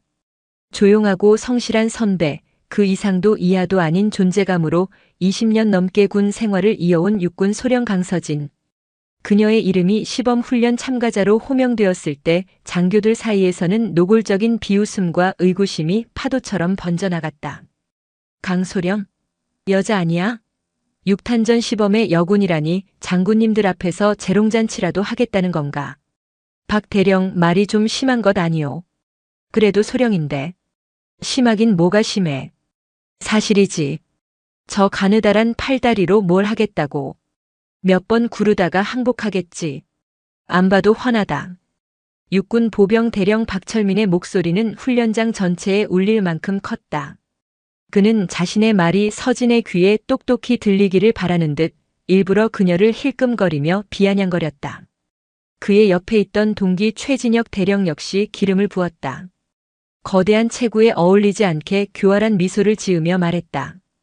이왕 보여주는 거 화끈하게 해야지. 봐주지 말고 제대로 실력을 보여주라고.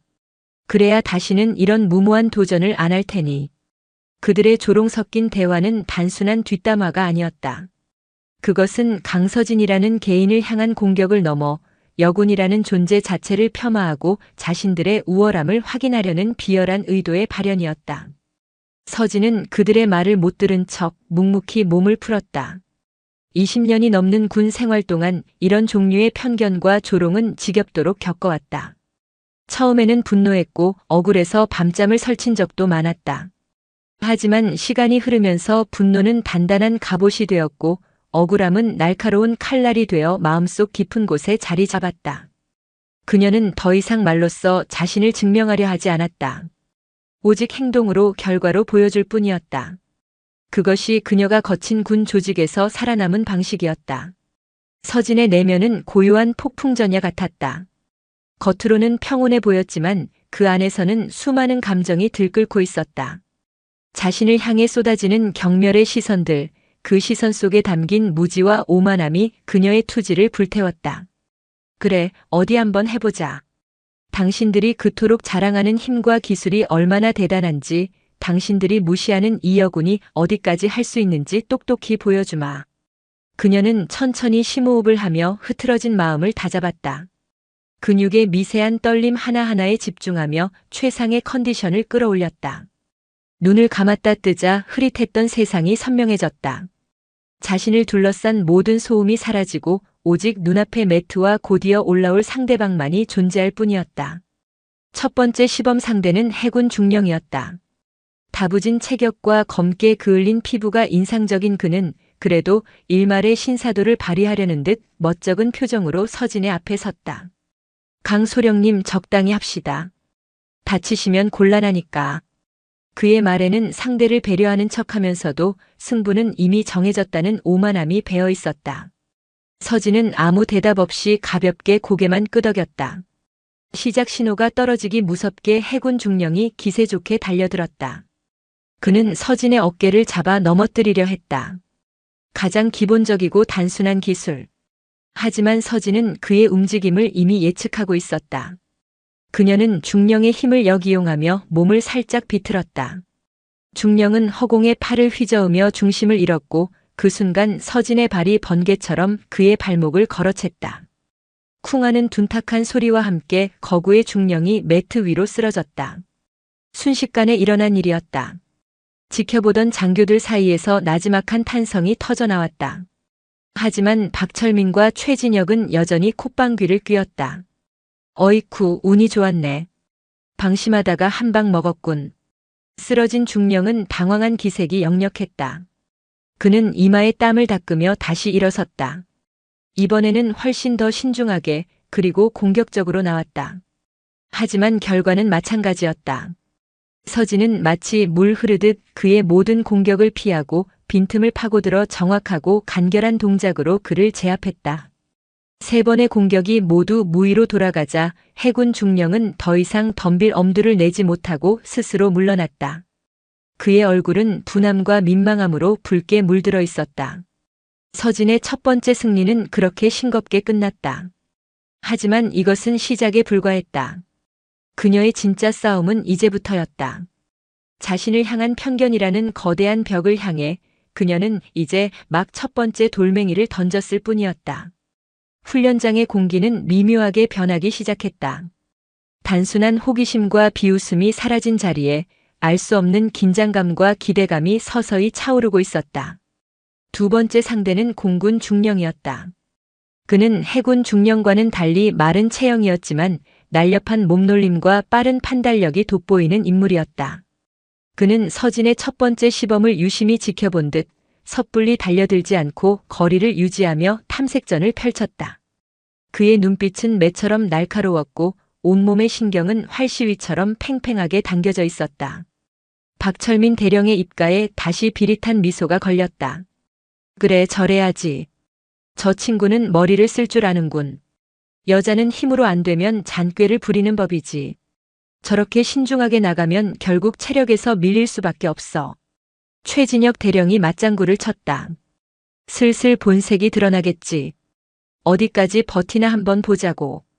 그들의 대화는 서진의 신경을 긁었지만 그녀는 미동도 하지 않았다. 오히려 상대방의 신중함이 마음에 들었다. 힘만 믿고 무작정 달려드는 상대보다 이렇게 머리를 쓰는 상대가 훨씬 더 흥미로웠다. 서진은 상체를 살짝 숙여 무게 중심을 낮추고 가볍게 스텝을 밟으며 공군 중령의 움직임을 주시했다. 두 사람 사이에는 보이지 않는 팽팽한 기류가 흘렀다. 먼저 움직이는 쪽이 불리할 수도 있는 상황. 하지만 먼저 칼을 뽑은 것은 공군 중령이었다. 그는 순간적으로 거리를 좁히며 서진의 옆구리를 향해 날카로운 발차기를 날렸다. 예측하기 힘든 타이밍의 기습 공격이었다. 하지만 서진의 반응 속도는 그보다 한 수 위였다. 그녀는 상체만 살짝 비틀어 발차기를 피하는 동시에 그의 다리를 팔로 감아챘다. 중심을 잃은 공군 중령이 비틀거리는 순간 서진은 지체 없이 그의 몸 안쪽으로 파고들었다. 그리고는 유도 기술인 업어치기를 시도했다. 공군 중령은 당황했지만 오랜 훈련으로 다져진 균형 감각으로 넘어지지 않으려 필사적으로 버텼다. 두 사람의 몸이 잠시 밀착되었다. 힘과 힘이, 기술과 기술이 정면으로 부딪혔다. 지켜보는 이들조차 숨을 죽였다. 공군 중령은 안간힘을 쓰며 서진을 뿌리치려 했지만 서진은 마치 바위처럼 흔들림이 없었다. 그녀는 상대의 저항을 느끼며 입가에 희미한 미소를 지었다. 생각보다 끈질기군. 하지만 여기까지다. 서진은 순간적으로 힘을 빼는 척하며 상대의 균형을 흐트러뜨렸다. 공군 중령이 잠시 방심한 틈을 타 그녀는 반대 방향으로 몸을 회전시키며 그의 팔을 꺾었다. 우드득하는 불길한 소리와 함께 공군 중령의 입에서 고통스러운 신음이 터져나왔다. 그의 팔은 비정상적인 각도로 꺾인 채 서진의 손에 붙들려 있었다. 더 이상 버틸 수 없다고 판단한 공군 중령이 다급하게 매트를 두드렸다. 항복의 표시였다. 서진은 그제야 그의 팔을 놓아주었다. 공군 중령은 고통스러운 표정으로 팔을 부여잡은 채 자리에서 일어났다. 그의 눈에는 아까와는 다른 경외심과 패배감이 뒤섞인 복잡한 감정이 서려 있었다. 괜찮으십니까? 서진이 나지막이 물었다. 그녀의 목소리에는 승자의 오만함 대신 상대를 향한 최소한의 예의가 담겨 있었다. 공군 중령은 아무 말 없이 고개를 끄덕이고는 매트 밖으로 절뚝이며 걸어나갔다. 두 번째 승리. 훈련장의 분위기는 이제 완전히 달라져 있었다. 더 이상 그 누구도 서진을 여자라는 이유로 얕보지 않았다. 비웃음과 조롱이 사라진 자리에 무거운 침묵과 경외의 시선이 채워지기 시작했다. 박철민과 최진혁의 얼굴에서도 웃음기가 사라졌다. 그들의 표정은 굳어 있었고 눈빛은 아까보다 훨씬 더 심각해져 있었다. 상황이 자신들의 예상과는 전혀 다른 방향으로 흘러가고 있다는 것을 깨달았기 때문이다. 제법이군. 저 정도일 줄은 몰랐는데. 최진혁이 혼잣말처럼 중얼거렸다. 박철민은 그의 말에 대꾸하지 않았다. 그는 팔짱을 낀 채 매트 위에 홀로 서 있는 서진을 뚫어지게 쳐다보았다. 저 여자의 정체는 대체 뭐지? 단순한 운이나 요행으로 보기에는 너무나도 완벽한 기술과 압도적인 실력이었다. 오랫동안 잊고 있던, 아니 애써 외면하고 있던 불편한 기억의 파편들이 머릿속을 스쳐 지나갔다. 과거 자신이 겪었던 혹은 동료들에게서 전해 들었던 전설 같은 이야기들. 하지만 그는 이내 고개를 저으며 불길한 상념을 떨쳐냈다. 설마 아닐 거야. 그럴 리가 없어. 그는 자신의 판단이 틀리지 않았음을, 자신의 생각이 옳았음을 증명하고 싶었다. 그리고 그 증명의 무대는 바로 다음 차례였다. 그는 직접 매트 위로 올라가 서진의 실체를 확인해야겠다고 결심했다. 그의 눈에 이글거리는 적의와 경쟁심이 불타올랐다. 다음은 내가 하지. 낮고 굵은 목소리가 훈련장의 침묵을 깼다. 육군 대령 박철민. 그는 더 이상 지켜보고만 있을 수 없다는 듯 직접 소매를 걷어붙이고 나섰다. 그의 등장에 장교들 사이에서는 다시 한번 술렁임이 일었다. 소령과 대령의 대결. 그것도 같은 육군 소속의 선후배 간의 대결이라니. 계급을 떠나 한눈에 보기에도 체격 차이가 상당했다. 박철민은 오랜 군 생활과 꾸준한 단련으로 다져진 단단한 근육질의 몸을 가지고 있었다. 반면 서진은 여성으로서 평균적인 체격이었고 그의 옆에 서자 더욱 가냘파 보였다. 누가 보아도 승패가 뻔한 싸움이었다. 박 대령, 너무 심한 것 아니오? 상대는 여자고 계급도 한참 아래인데. 보다 못한 한 선배 장교가 만류했지만 박철민은 막무가내였다. 군대에서 남자 여자가 어디 있고 계급이 무슨 상관입니까? 실력으로 보여주면 되는 거지. 강소령, 괜찮겠나? 지금이라도 포기하겠다면 기회를 주지. 그의 말은 서진을 위하는 척했지만 실제로는 그녀의 자존심을 건드려 도전을 받아들이게 하려는 교묘한 도발이었다. 서진은 그의 의도를 꿰뚫어 보고 있었다. 그녀는 아무 말 없이 결연한 표정으로 고개를 끄덕였다. 포기란 그녀의 사전에 없는 단어였다. 더구나 상대는 자신을 가장 심하게 모욕했던 장본인이었다. 이 싸움은 피할 수도 피해서도 안 되는 숙명과도 같았다. 박철민은 준비 운동도 하는 둥 마는 둥 자신만만한 태도로 서진의 앞에 섰다. 그는 서진의 이전 두 번의 대결을 통해 그녀가 힘보다는 기술을 사용하는 타입이라는 것을 파악했다. 그렇다면 힘으로 압도해버리면 그만이라고 생각했다. 기술이 아무리 뛰어나다 한들 압도적인 힘의 차이 앞에서는 무용지물일 것이라 굳게 믿었다. 시작 신호가 울리자마자 그는 마치 성난 황소처럼 서진을 향해 돌진했다. 그의 목표는 단 하나, 서진을 붙잡아 매트에 내동댕이 치는 것이었다. 그의 움직임은 앞선 두 명의 중령과는 차원이 달랐다. 빠르고 저돌적이었으며 한 동작 한 동작에 체중이 실려 있었다. 서진은 정면으로 맞서지 않았다. 그녀는 박철민의 공격을 받아내는 대신 가볍게 스텝을 밟으며 옆으로 비켜섰다. 박철민은 목표를 잃고 잠시 주춤했다. 그 순간 서진이 그의 팔을 잡아당기며 균형을 무너뜨리려 했다. 하지만 박철민은 만만치 않았다. 그는 하체에 힘을 주고 버티며 서진의 기술을 무력화시켰다. 그리고는 곧바로 반격에 나섰다. 서진의 멱살을 움켜쥐고 들어올리려 했다. 서진은 아슬아슬하게 그의 손을 뿌리치고 뒤로 물러섰다. 몇 차례의 공방이 오갔다. 박철민은 계속해서 힘으로 밀어붙였고 서진은 유연한 움직임으로 그의 공격을 피하며 빈틈을 노렸다. 겉으로 보기에는 서진이 일방적으로 밀리는 것처럼 보였다. 그녀는 계속해서 뒷걸음질 쳤고 박철민의 공격을 막아내기에 급급해 보였다. 거봐, 내가 뭐라고 했어. 결국 힘에서는 안 되는 거야. 최진혁 대령이 의기양양한 목소리로 말했다. 다른 장교들 역시 비슷한 생각을 하는 듯 안타까운 표정으로 서진을 바라보았다. 하지만 그들은 알지 못했다. 서진은 밀리는 것이 아니었다. 그녀는 박철민의 힘과 공격 패턴을 분석하며 가장 확실하게 그를 제압할 수 있는 순간을 기다리고 있었던 것이다. 그녀의 눈은 차갑고 냉정하게 빛나고 있었다. 박철민은 서진이 계속해서 피하기만 하자 조바심이 나기 시작했다. 그는 이 지긋지긋한 술래잡기를 끝내고 싶었다. 그는 마지막 힘을 짜내어 서진을 코너로 몰아붙였다. 이제 더 이상 물러날 곳이 없었다. 승리를 확신한 박철민의 입가에 잔인한 미소가 떠올랐다. 바로 그 순간이었다. 코너에 몰린 서진이 갑자기 움직임을 멈췄다. 그리고는 돌진해 오는 박철민을 향해 정면으로 몸을 날렸다. 박철민은 당황했다. 그가 잠시 망설이는 찰나 서진의 몸은 이미 그의 품 안으로 파고든 후였다. 그녀는 믿을 수 없을 만큼 낮은 자세로 그의 다리 사이를 파고들어 정확하게 그의 발목을 잡아챘다. 그리고는 온몸에 체중을 실어 뒤로 잡아당겼다. 육중한 박철민의 몸이 균형을 잃고 공중으로 떠올랐다. 하는 비명과 함께 그는 거대한 통나무처럼 매트 위로 고꾸라졌다.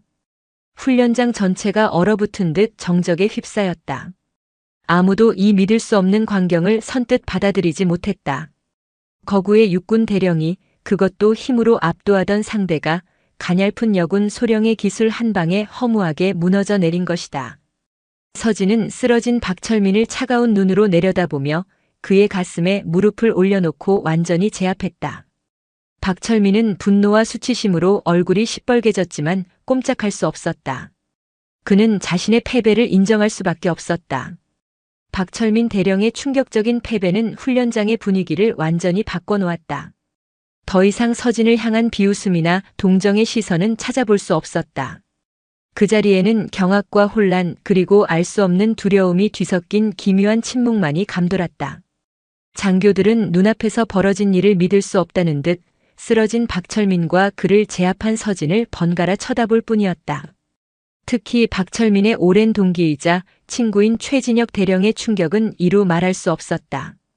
그는 항상 자신과 박철민이 육군 내에서 최고의 전투력을 가졌다고 자부해왔다.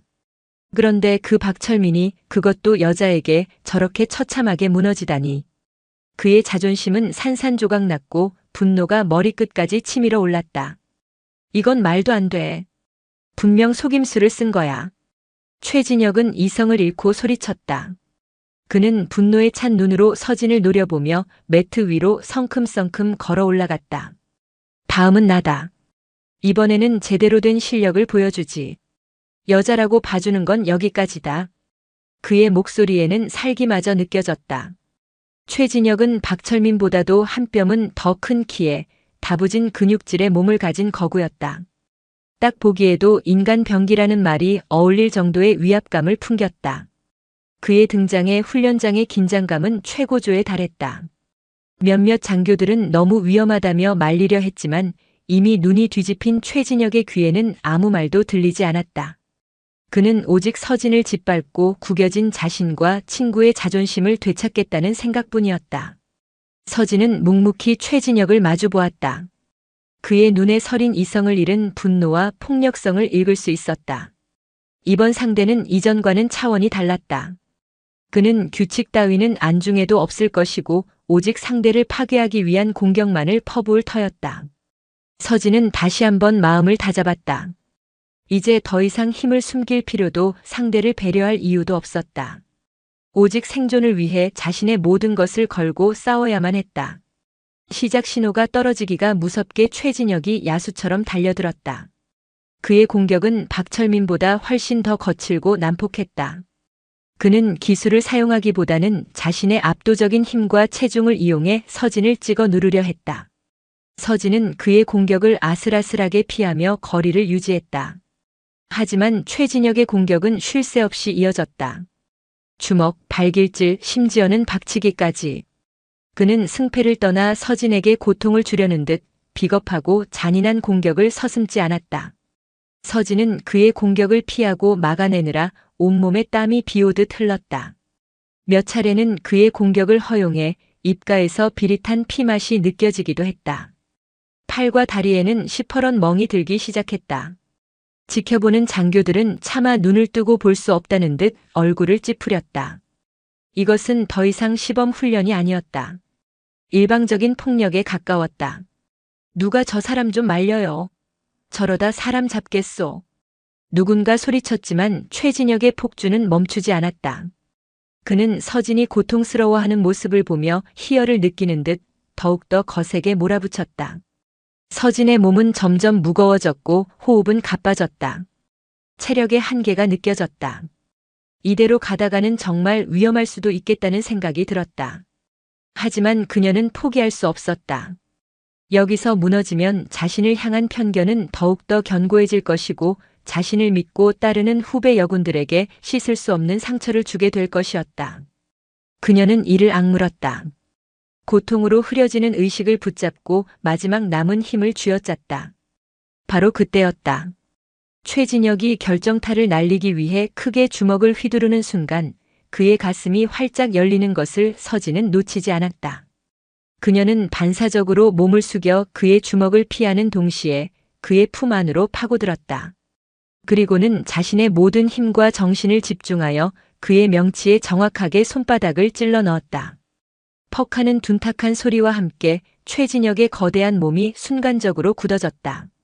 그의 눈이 믿을 수 없다는 듯 크게 뜨여졌고 입에서는 컥 하는 신음이 터져나왔다. 서진의 공격은 단순한 타격이 아니었다. 그것은 상대의 호흡을 끊고 온몸의 신경을 마비시키는 치명적인 일격이었다. 최진혁은 비틀거리며 뒷걸음질 쳤다. 서진은 그가 반격할 틈을 주지 않았다. 그녀는 쓰러지는 그의 등 뒤로 돌아가 목을 팔로 감아챘다. 그리고는 다리로 그의 하반신을 고정시킨 후 온몸을 이용해 목을 졸랐다. 초크 슬리퍼. 한번 걸리면 절대 빠져나올 수 없는 궁극의 제압 기술이었다. 최진혁은 숨을 쉬지 못하고 버둥거렸다. 그의 얼굴은 보라색으로 변해갔고 눈은 흰자위를 드러내기 시작했다. 그는 살기 위해 필사적으로 서진의 팔을 풀어보려 했지만 서진의 팔은 강철처럼 단단했다. 결국 그는 의식을 잃고 축 늘어졌다. 서진은 그가 완전히 정신을 잃은 것을 확인하고 나서야 조용히 그의 몸을 매트 위에 눕혔다. 훈련장에는 숨소리 하나 들리지 않는 완벽한 정적이 흘렀다. 모두가 넋을 잃고 의식을 잃은 최진혁과 그 옆에 서 있는 서진을 바라보고 있었다. 그녀의 모습은 더 이상 가냘픈 여군이 아니었다. 그것은 모든 것을 압도하는 강인한 전사의 모습이었다. 최진혁 대령이 의식을 잃고 쓰러지자 훈련장은 아수라장이 되었다. 의무병들이 다급하게 달려와 그의 상태를 살폈고 몇몇 장교들은 당황한 표정으로 어쩔 줄 몰라 했다. 훈련을 총괄하던 장군들의 얼굴은 굳어 있었다. 예상치 못한 불상사에 대한 당혹감과 서진이 보여준 압도적인 실력에 대한 경외감이 뒤섞인 복잡한 표정이었다. 박철민은 의무병들 옆에서 망연자실한 표정으로 쓰러진 최진혁을 내려다보고 있었다. 그는 자신의 패배보다 더 큰 충격에 휩싸였다. 자신과 최진혁 두 명의 육군 대령이 그것도 합동훈련이라는 공식적인 자리에서 한 명의 여군 소령에게 처참하게 무너진 것이다. 이것은 개인의 굴욕을 넘어 육군의 명예에 먹칠을 한 것과 다름없었다. 서진은 소란스러운 주변 상황에도 아랑곳하지 않고 조용히 자신의 호흡을 골랐다. 최진혁과의 싸움은 그녀에게도 상당한 체력적, 정신적 소모를 안겨주었다. 온몸의 근육이 비명을 질렀고 긴장이 풀리자 참았던 고통이 파도처럼 밀려왔다. 하지만 그녀는 내색하지 않았다. 오히려 더욱더 꼿꼿하게 허리를 펴고 흔들림 없는 눈빛으로 앞을 응시했다. 아직 끝나지 않았다. 그녀는 알고 있었다.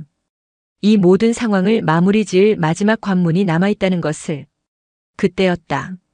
장교들 사이에서 한 남자가 조용히 걸어 나왔다. 육군 대령 이강민. 그는 박철민이나 최진혁과는 다른 부류의 사람이었다. 항상 차분하고 이성적이었으며 뛰어난 전술 능력과 리더십으로 동료 장교들의 두터운 신망을 받고 있는 인물이었다. 그는 이번 합동훈련의 실무를 총괄하는 책임자이기도 했다. 그는 쓰러진 최진혁을 한번 쳐다본 후 서진의 앞으로 다가와 섰다.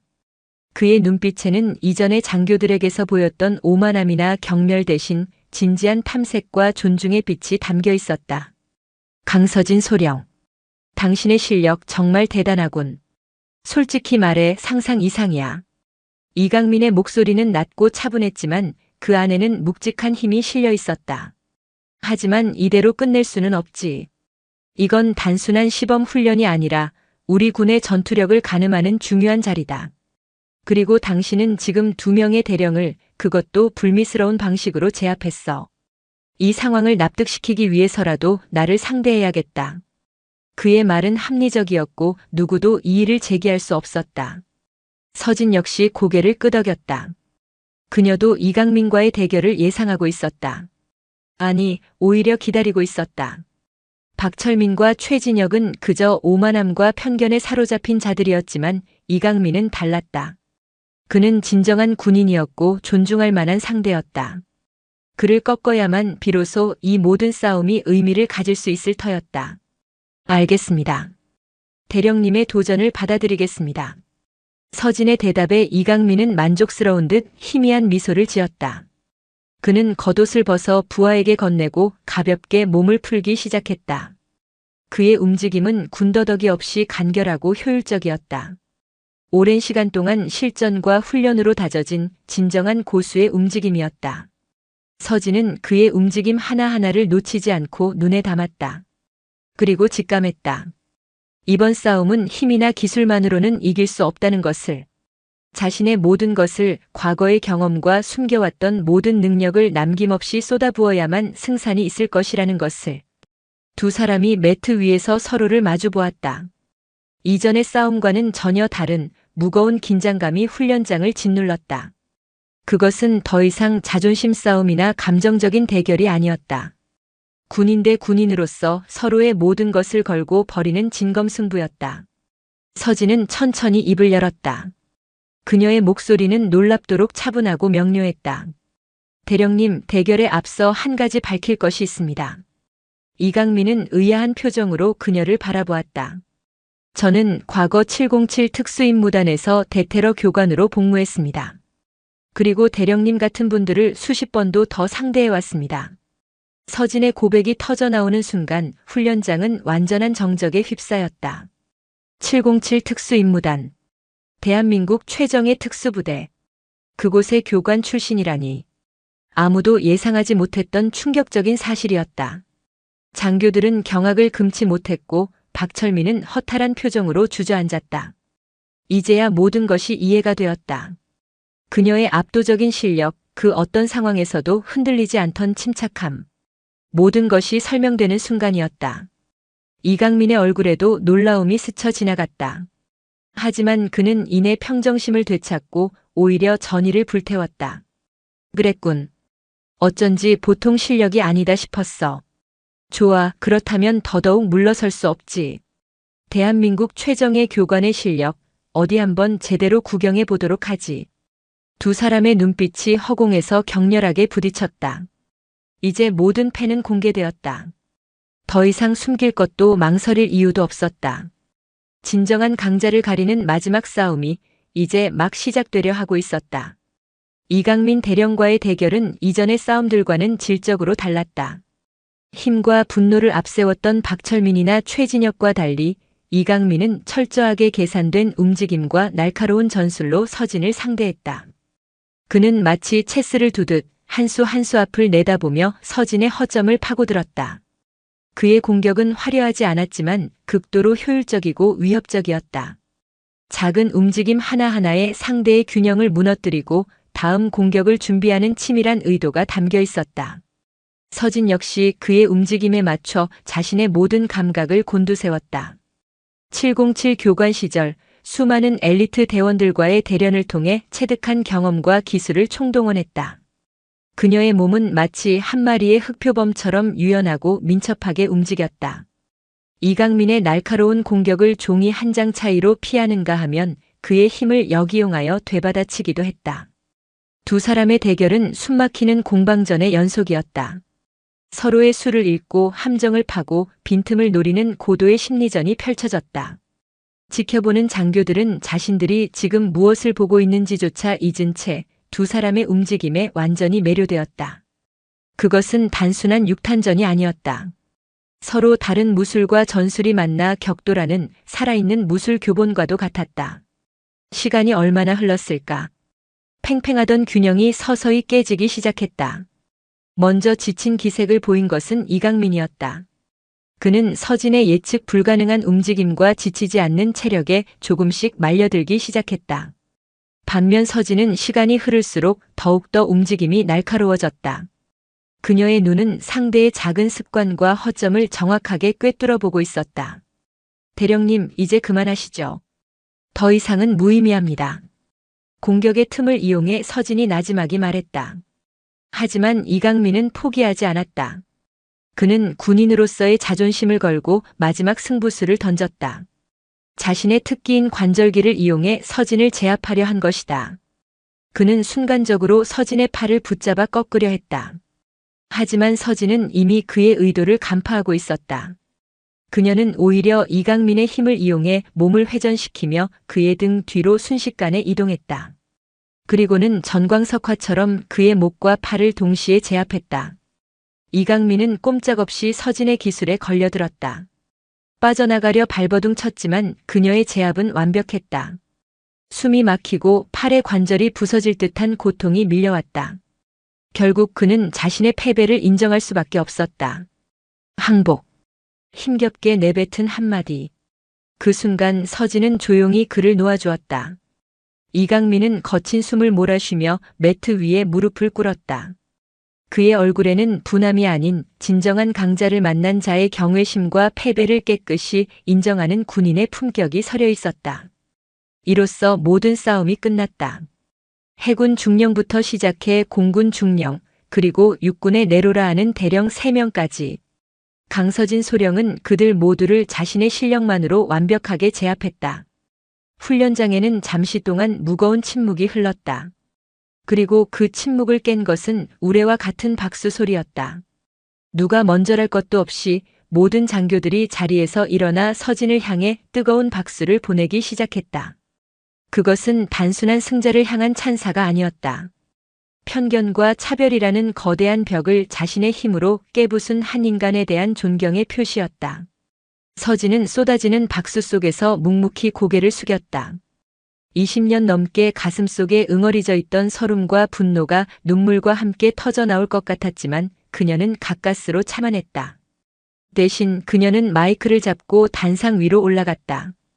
그리고 자신을 향해 쏟아지는 수많은 시선들을 하나하나 마주하며 조용히 입을 열었다. 저는 오늘 제 자신을 증명하기 위해 싸운 것이 아닙니다. 그녀의 목소리는 떨림 없이 단호했다. 저는 다만 보여주고 싶었습니다. 군복의 색깔이나 어깨에 달린 계급장, 그리고 성별 따위가 우리 군인의 본질을 규정할 수 없다는 것을 말입니다. 우리의 진정한 가치는 조국을 지키겠다는 뜨거운 충성심과 그 어떤 적과도 맞서 싸울 수 있는 강인한 실력에서 나오는 것입니다. 그녀의 말은 훈련장 전체에 깊은 울림을 주었다. 특히 박철민과 최진혁은 고개를 들지 못했다. 자신들의 어리석음과 편견이 얼마나 부끄러운 것이었는지 뼈저리게 깨닫는 순간이었다. 서진의 연설이 끝나자 다시 한번 뜨거운 박수가 터져나왔다. 그날 이후 강서진 소령은 부대 전체의 전설의 교관으로 알려지게 되었다. 그녀의 이야기는 단순한 무용담을 넘어 군 내부에 만연해 있던 낡은 관습과 차별의 경종을 울리는 계기가 되었다. 많은 것이 변하기 시작했다. 특히 젊은 장교들 사이에서는 서진에게 특별 훈련을 받고 싶다는 요청이 쇄도했다. 그녀는 더 이상 조용하고 존재감 없는 선배가 아니었다. 모두가 존경하고 따르는 진정한 리더로 거듭난 것이다. 그녀의 명성은 오랫동안 군 전체에 회자되며 수많은 후배 여군들에게 희망과 용기의 상징으로 남게 되었다. 그날의 사건은 단순한 해프닝으로 끝나지 않았다. 그것은 군이라는 거대한 조직의 수면 아래에 잠자고 있던 문제들을 수면 위로 끌어올리는 기폭제가 되었다. 강서진 소령의 압도적인 실력과 당당한 태도는 많은 이들에게 깊은 인상을 남겼고 특히 젊은 장교들 사이에서 그녀는 일양 영웅으로 떠올랐다. 반면 서진에게 연달아 패배한 대령들은 한동안 조롱과 비난의 대상이 되었다.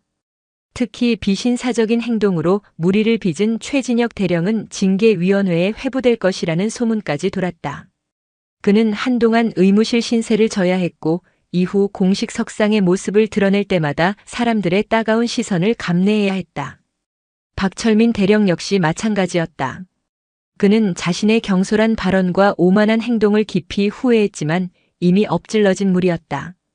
그의 리더십은 큰 타격을 입었고 동료들 사이에서의 신망도 예전 같지 않았다. 사건의 파장은 국방부 상층부까지 보고되었다. 처음에는 일선 부대에서 일어난 단순한 불상사로 치부하려던 움직임도 있었지만 사건의 전말이 알려지고 서진의 과거 경력까지 밝혀지면서 분위기는 급변했다. 707 특임단 교관 출신의 뛰어난 인재가 일선 부대에서 여군이라는 이유만으로 능력을 제대로 평가받지 못하고 있었다는 사실은 군 수뇌부에게 큰 충격을 주었다. 이것은 단순히 한 개인의 문제를 넘어 군의 낡은 인사 시스템과 성차별적인 문화가 빚어낸 구조적인 문제임을 시사하는 것이었다.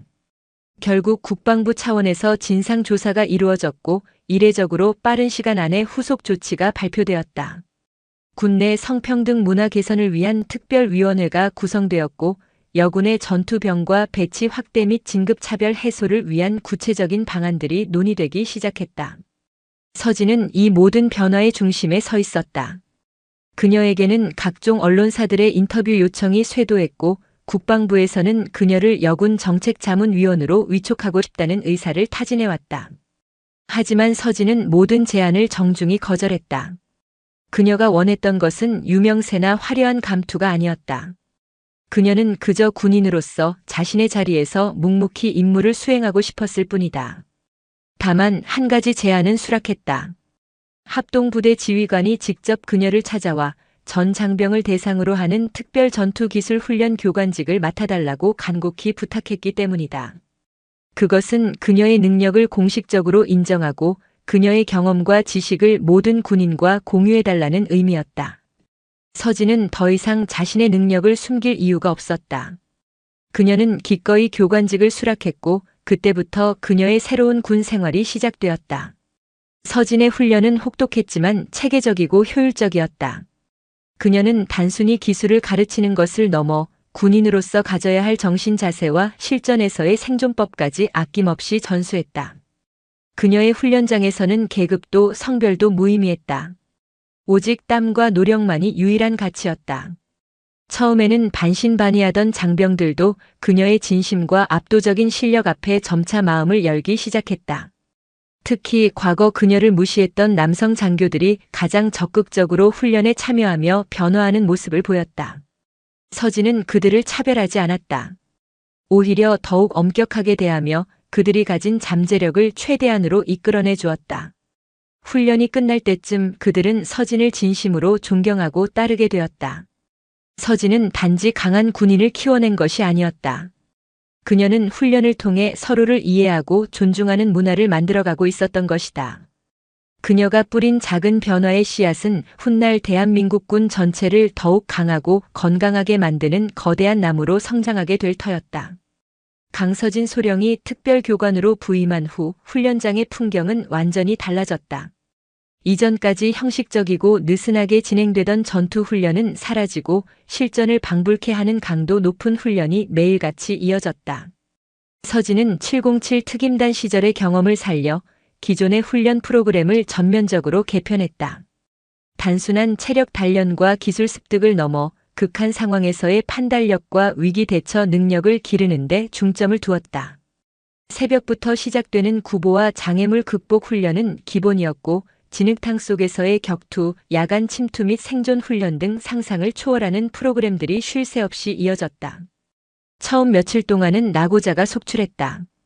장병들은 육체적, 정신적 한계에 부딪히며 고통을 호소했다. 일부에서는 너무 비인간적인 훈련이 아니냐는 불평의 목소리가 나오기도 했다. 하지만 서진은 흔들리지 않았다. 그녀는 훈련에 앞서 항상 이렇게 말했다. 전쟁터에는 이만하면 됐다는 없다. 오직 살아남느냐, 죽느냐의 두 가지 선택만이 있을 뿐이다. 여러분의 땀 한 방울이 전우의 생명을 구하고 조국을 지키는 힘이 된다는 것을 명심하라. 그녀는 누구보다 먼저 훈련장에 나와 가장 힘든 훈련을 솔선수범했고 지친 장병들을 다독이며 끝까지 포기하지 않도록 격려했다. 그녀의 진심 어린 모습에 장병들은 점차 감화되기 시작했다. 불평은 사라지고 도끼와 열정만이 훈련장을 가득 채웠다. 그들은 서로를 의지하고 격려하며 한계를 극복해 나갔고 그 과정에서 끈끈한 전우애가 싹텄다. 특히 주목할 만한 변화는 과거 서진을 모욕했던 박철민과 이강민 대령의 태도였다. 이강민 대령은 자신의 패배를 깨끗이 인정한 이후 누구보다 성실하게 서진의 훈련에 참여했다. 그는 자신의 부족한 점을 솔직히 인정하고 소령인 서진에게 가르침을 구하는 것을 부끄러워하지 않았다. 그의 겸손한 태도는 다른 장교들에게 귀감이 되었고 훈련 분위기를 쇄신하는 데 큰 역할을 했다. 가장 극적인 변화를 보인 것은 박철민 대령이었다. 그는 사건 이후 깊은 자책감과 상실감에 빠져 있었다. 하지만 서진은 그를 외면하지 않았다. 오히려 그에게 개인적으로 다가가 그의 장점인 강한 힘과 돌파력을 더욱 효과적으로 사용할 수 있는 기술들을 알려주었다. 서진의 진심에 감동한 박철민은 점차 마음의 문을 열기 시작했다. 그는 과거의 오만함을 버리고 진정한 군인으로 거듭나기 위해 뼈를 깎는 노력을 했다. 훈련이 끝날 무렵 그는 서진에게 찾아와 깊이 고개를 숙였다. 강소령, 아니 교관님. 지난날 내가 정말 어리석었소. 진심으로 사과드립니다.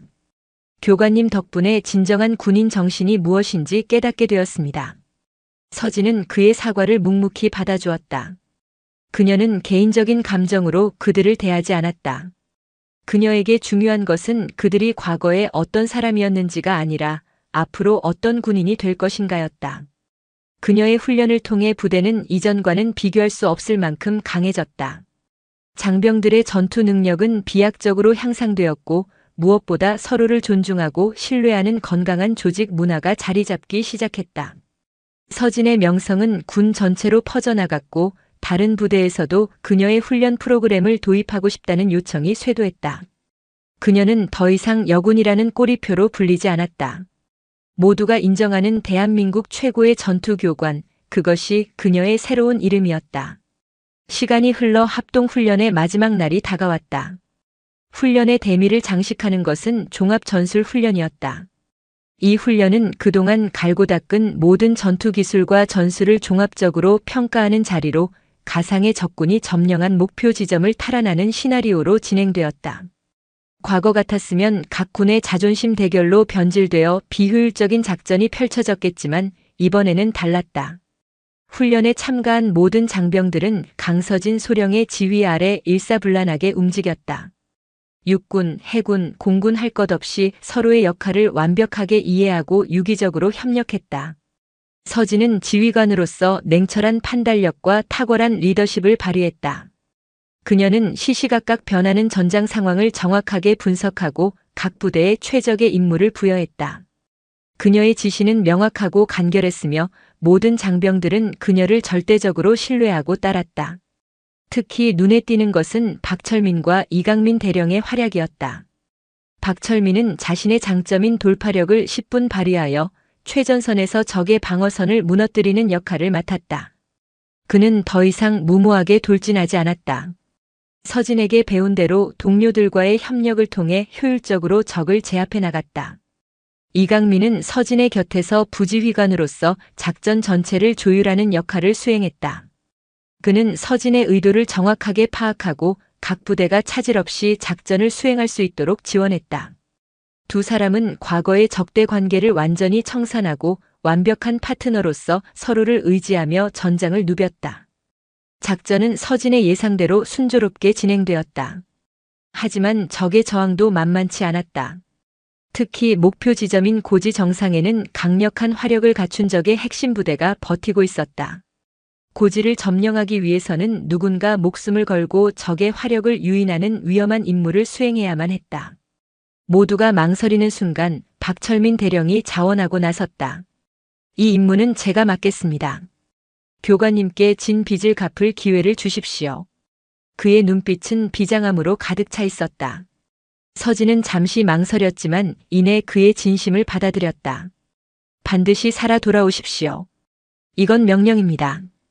박철민은 결연한 표정으로 고개를 끄덕이고는 소수의 정예 대원들을 이끌고 적진으로 향했다. 잠시 후 고지 반대편에서 격렬한 총성과 폭음이 울려 퍼졌다. 박철민과 그의 대원들이 목숨을 걸고 적의 시선을 끄는 동안 서진은 주력 부대를 이끌고 신속하게 고지를 향해 진격했다. 마침내 고지 정상에 다다른 순간 그들 앞에는 예상치 못한 마지막 관문이 기다리고 있었다. 적의 지휘관은 다름 아닌 과거 서진에게 패배한 후 징계를 받고 불명예 전역을 할 위기에 처했던 최진혁 대령을 모델로 한 가상의 인물이었다. 그는 이번 훈련에서 자신의 명예를 회복하기 위해 독을 품고 덤벼들었다. 강서진, 내년 때문에 내 인생이 망가졌어. 여기서 끝장을 보자.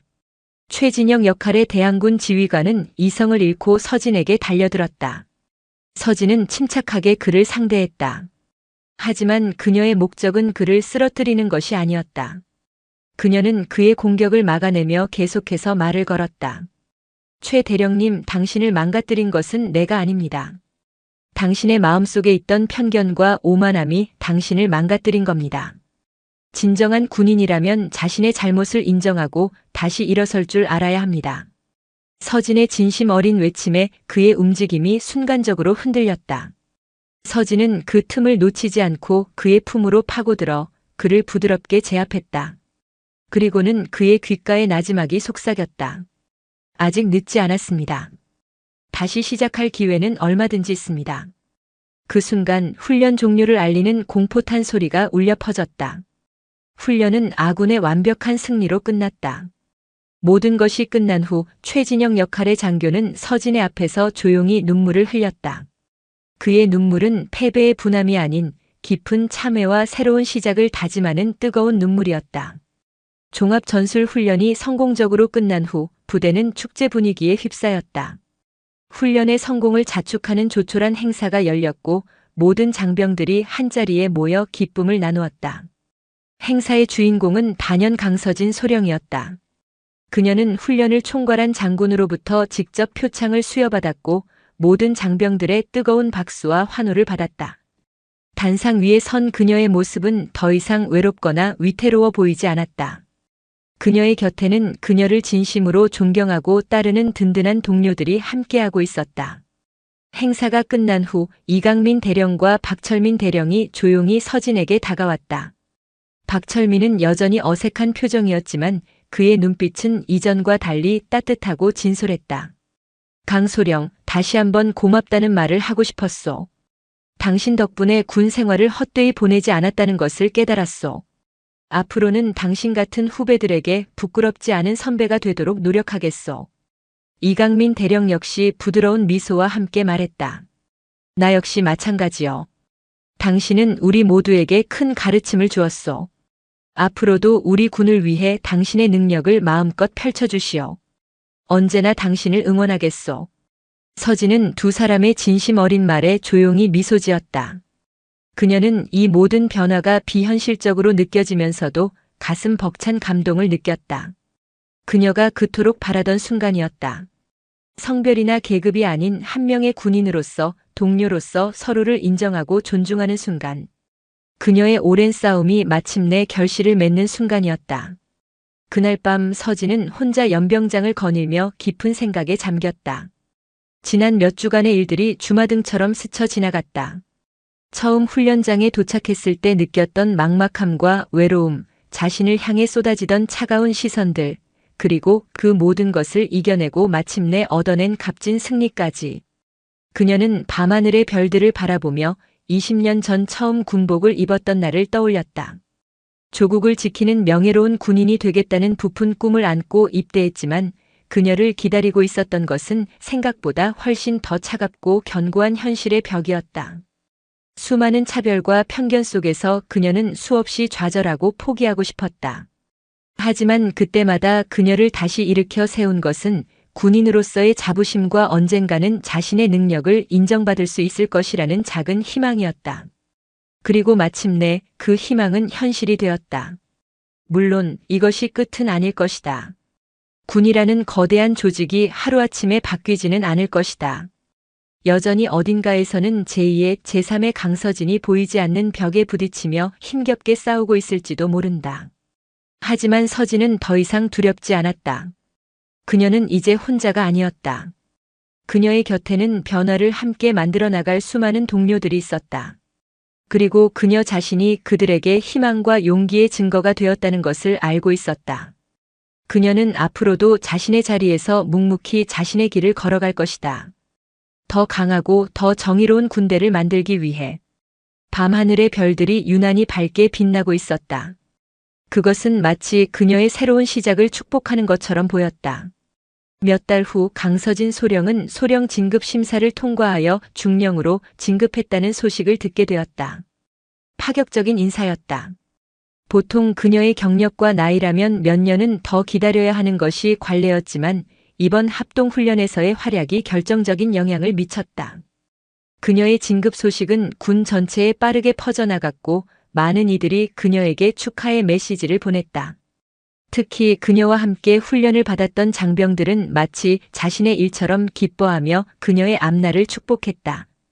진급식 날 서진은 새로운 계급장이 달린 군복을 입고 단상 위에 섰다.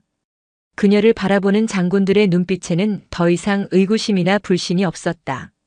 오직 그녀의 능력에 대한 깊은 신뢰와 기대감만이 가득했다. 진급과 함께 그녀에게는 새로운 임무가 주어졌다. 국방부 직속으로 신설된 전투력 혁신 본부의 핵심 요원으로 발탁된 것이다. 전투력 혁신 본부는 전군의 훈련 체계를 현대화하고 각 부대의 전투력을 극대화하는 방안을 연구하고 실행하는 중요한 조직이었다. 그곳에서 서진은 자신의 경험과 지식을 마음껏 펼칠 수 있는 기회를 얻게 되었다. 그녀는 더 이상 일선 부대의 훈련 교관이 아니었다. 대한민국 군 전체의 미래를 설계하는 중요한 역할을 맡게 된 것이다. 새로운 사무실로 첫 출근을 하던 날 서진은 복도에서 뜻밖의 인물과 마주쳤다. 최진혁 대령이었다. 그는 징계위원회에서 감봉 처분을 받는데 그쳤지만 사실상 군에서의 미래는 끝났다고 모두가 생각했다. 하지만 그는 포기하지 않았다. 그는 서진의 조언대로 자신의 과오를 깊이 반성하고 밑바닥부터 다시 시작했다. 그리고 놀랍게도 그는 전투력 혁신 본부의 실무자로 지원하여 합격한 것이었다. 두 사람은 잠시 동안 말없이 서로를 바라보았다. 먼저 침묵을 깬 것은 최진혁이었다. 강 중령님 진급을 축하드립니다. 그리고 앞으로 잘 부탁드립니다. 그의 목소리에는 과거의 오만함 대신 진심 어린 존경과 겸손함이 담겨 있었다. 서진은 그의 변화를 보며 희미하게 미소 지었다. 그녀는 아무 말 없이 그에게 손을 내밀어 악수를 청했다. 두 사람의 손이 굳게 맞잡혔다. 그것은 과거의 악연을 털어내고 새로운 동료로서 함께 나아가자는 무언의 약속과도 같았다. 전투력 혁신 본부에서의 생활은 바쁘고 힘들었지만 서진에게는 더없이 보람있는 시간이었다. 그녀는 이강민, 박철민, 그리고 최진혁과 같은 유능한 동료들과 머리를 맞대고 대한민국 군의 미래를 고민했다. 때로는 의견 충돌로 격렬하게 다투기도 했지만 그들은 조국을 위하는 하나의 목표 아래 언제나 최선의 결론을 도출해냈다.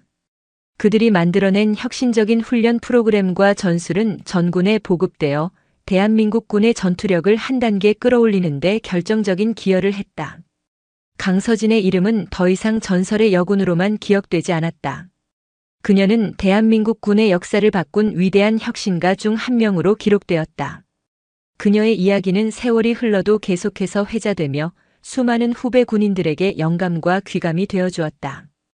편견의 벽을 깨고 자신의 길을 개척한 한 여성 군인의 위대한 투쟁은 그렇게 대한민국 국방사에 영원히 지워지지 않을 깊은 족적을 남겼다. 강서진 중령의 활약은 군 내부의 변화에만 그치지 않았다. 그녀의 이야기는 언론을 통해 대중에게 알려지면서 사회적으로도 큰 반향을 일으켰다. 특히 젊은 여성들 사이에서 그녀는 새로운 시대의 아이콘으로 떠올랐다. 여성도 할 수 있다는 막연한 구호를 넘어 실력과 노력으로 유리 천장을 깨부순 그녀의 삶은 많은 이들에게 깊은 감동과 용기를 주었다. 여군에 대한 관심이 폭발적으로 증가했고 육군사관학교의 여성 지원자 경쟁률은 사상 최고치를 기록했다. 서진은 본인의 의사와는 상관없이 사회 전체의 성평등 인식을 한 단계 끌어올리는 중요한 역할을 하게 된 것이다. 정부에서도 이러한 사회적 분위기를 인지하고 그녀를 국방 홍보대사로 위촉했다. 서진은 처음에는 부담감을 느끼고 거절하려 했지만 이강민 대령의 설득에 마음을 바꾸었다. 강중령, 당신의 존재 자체가 누군가에게는 희망이 될 수 있어. 당신이 짊어진 무게가 무겁다는 것을 알지만 그것 또한 당신이 감당해야 할 숙명일지도 모르오. 당신의 영향력을 좋은 곳에 사용해 주시오. 그의 말에 서진은 더 이상 자신의 역할을 피해서는 안 된다는 것을 깨달았다. 그녀는 홍보대사직을 수락하고 전국을 돌며 강연과 대외 활동을 시작했다. 그녀는 자신의 경험을 진솔하게 이야기하며 청중들에게 꿈과 도전에 대한 메시지를 전달했다. 그녀의 강연은 항상 만원 사례를 이루었고 특히 미래를 고민하는 젊은이들에게 뜨거운 호응을 얻었다. 그녀는 더 이상 군인 강서진이 아니었다. 그녀는 시대의 아픔을 보듬고 사람들에게 희망을 주는 사회적 리더로 성장하고 있었다. 그러던 어느 날 서진은 모교로부터 특별 강연 요청을 받았다. 그녀가 졸업한 고등학교였다. 그녀는 기쁜 마음으로 강연을 수락하고 오랜만에 고향을 찾았다. 강당을 가득 메운 후배들의 초롱초롱한 눈망울을 보며 서진은 감회에 젖었다. 그녀는 자신의 평범했던 학창시절 이야기부터 시작하여 군인이 되기로 결심했던 계기, 그리고 수많은 역경을 딛고 지금의 자리에 오르기까지의 과정을 담담하게 풀어놓았다. 강연이 끝난 후 질의응답 시간이 이어졌다. 한 여학생이 수줍게 손을 들고 질문했다. 선배님처럼 멋진 군인이 되려면 어떻게 해야 하나요? 여자라서 힘들지는 않을까 걱정이 돼요. 그것은 과거의 서진이 스스로에게 수없이 던졌던 질문이기도 했다. 서진은 그 학생을 따뜻한 눈으로 바라보며 대답했다. 가장 중요한 것은 스스로의 한계를 정하지 않는 것입니다. 여자라서 안 된다는 생각, 나약해서 할 수 없다는 편견은 다른 사람이 아닌 바로 자기 자신이 만드는 것입니다. 여러분의 마음속에는 무한한 가능성이 잠자고 있습니다. 그 가능성을 믿고 용감하게 도전하세요. 길이 없다면 새로운 길을 만들면 됩니다. 여러분이 바로 그 길을 만드는 첫 번째 사람이 될 수 있습니다. 힘들고 외로울 때마다 기억하세요. 여러분의 뒤에는 저와 같은 수많은 선배들이 함께하고 있다는 것을. 우리는 언제나 여러분을 응원하고 여러분이 만들어갈 새로운 시대를 지지할 것입니다. 그녀의 말이 끝나자 강당은 뜨거운 박수 소리로 가득 찼다. 학생들의 얼굴에는 감동과 함께 미래에 대한 희망과 자신감이 피어오르고 있었다. 서진은 그 모습을 보며 자신이 걸어온 길이 결코 헛되지 않았음을 다시 한번 확인했다. 그녀가 일으킨 작은 나비의 날갯짓은 이제 세상을 바꾸는 거대한 태풍이 되어 불고 있었다. 그녀의 전설은 이제 막 새로운 장을 시작하고 있었다.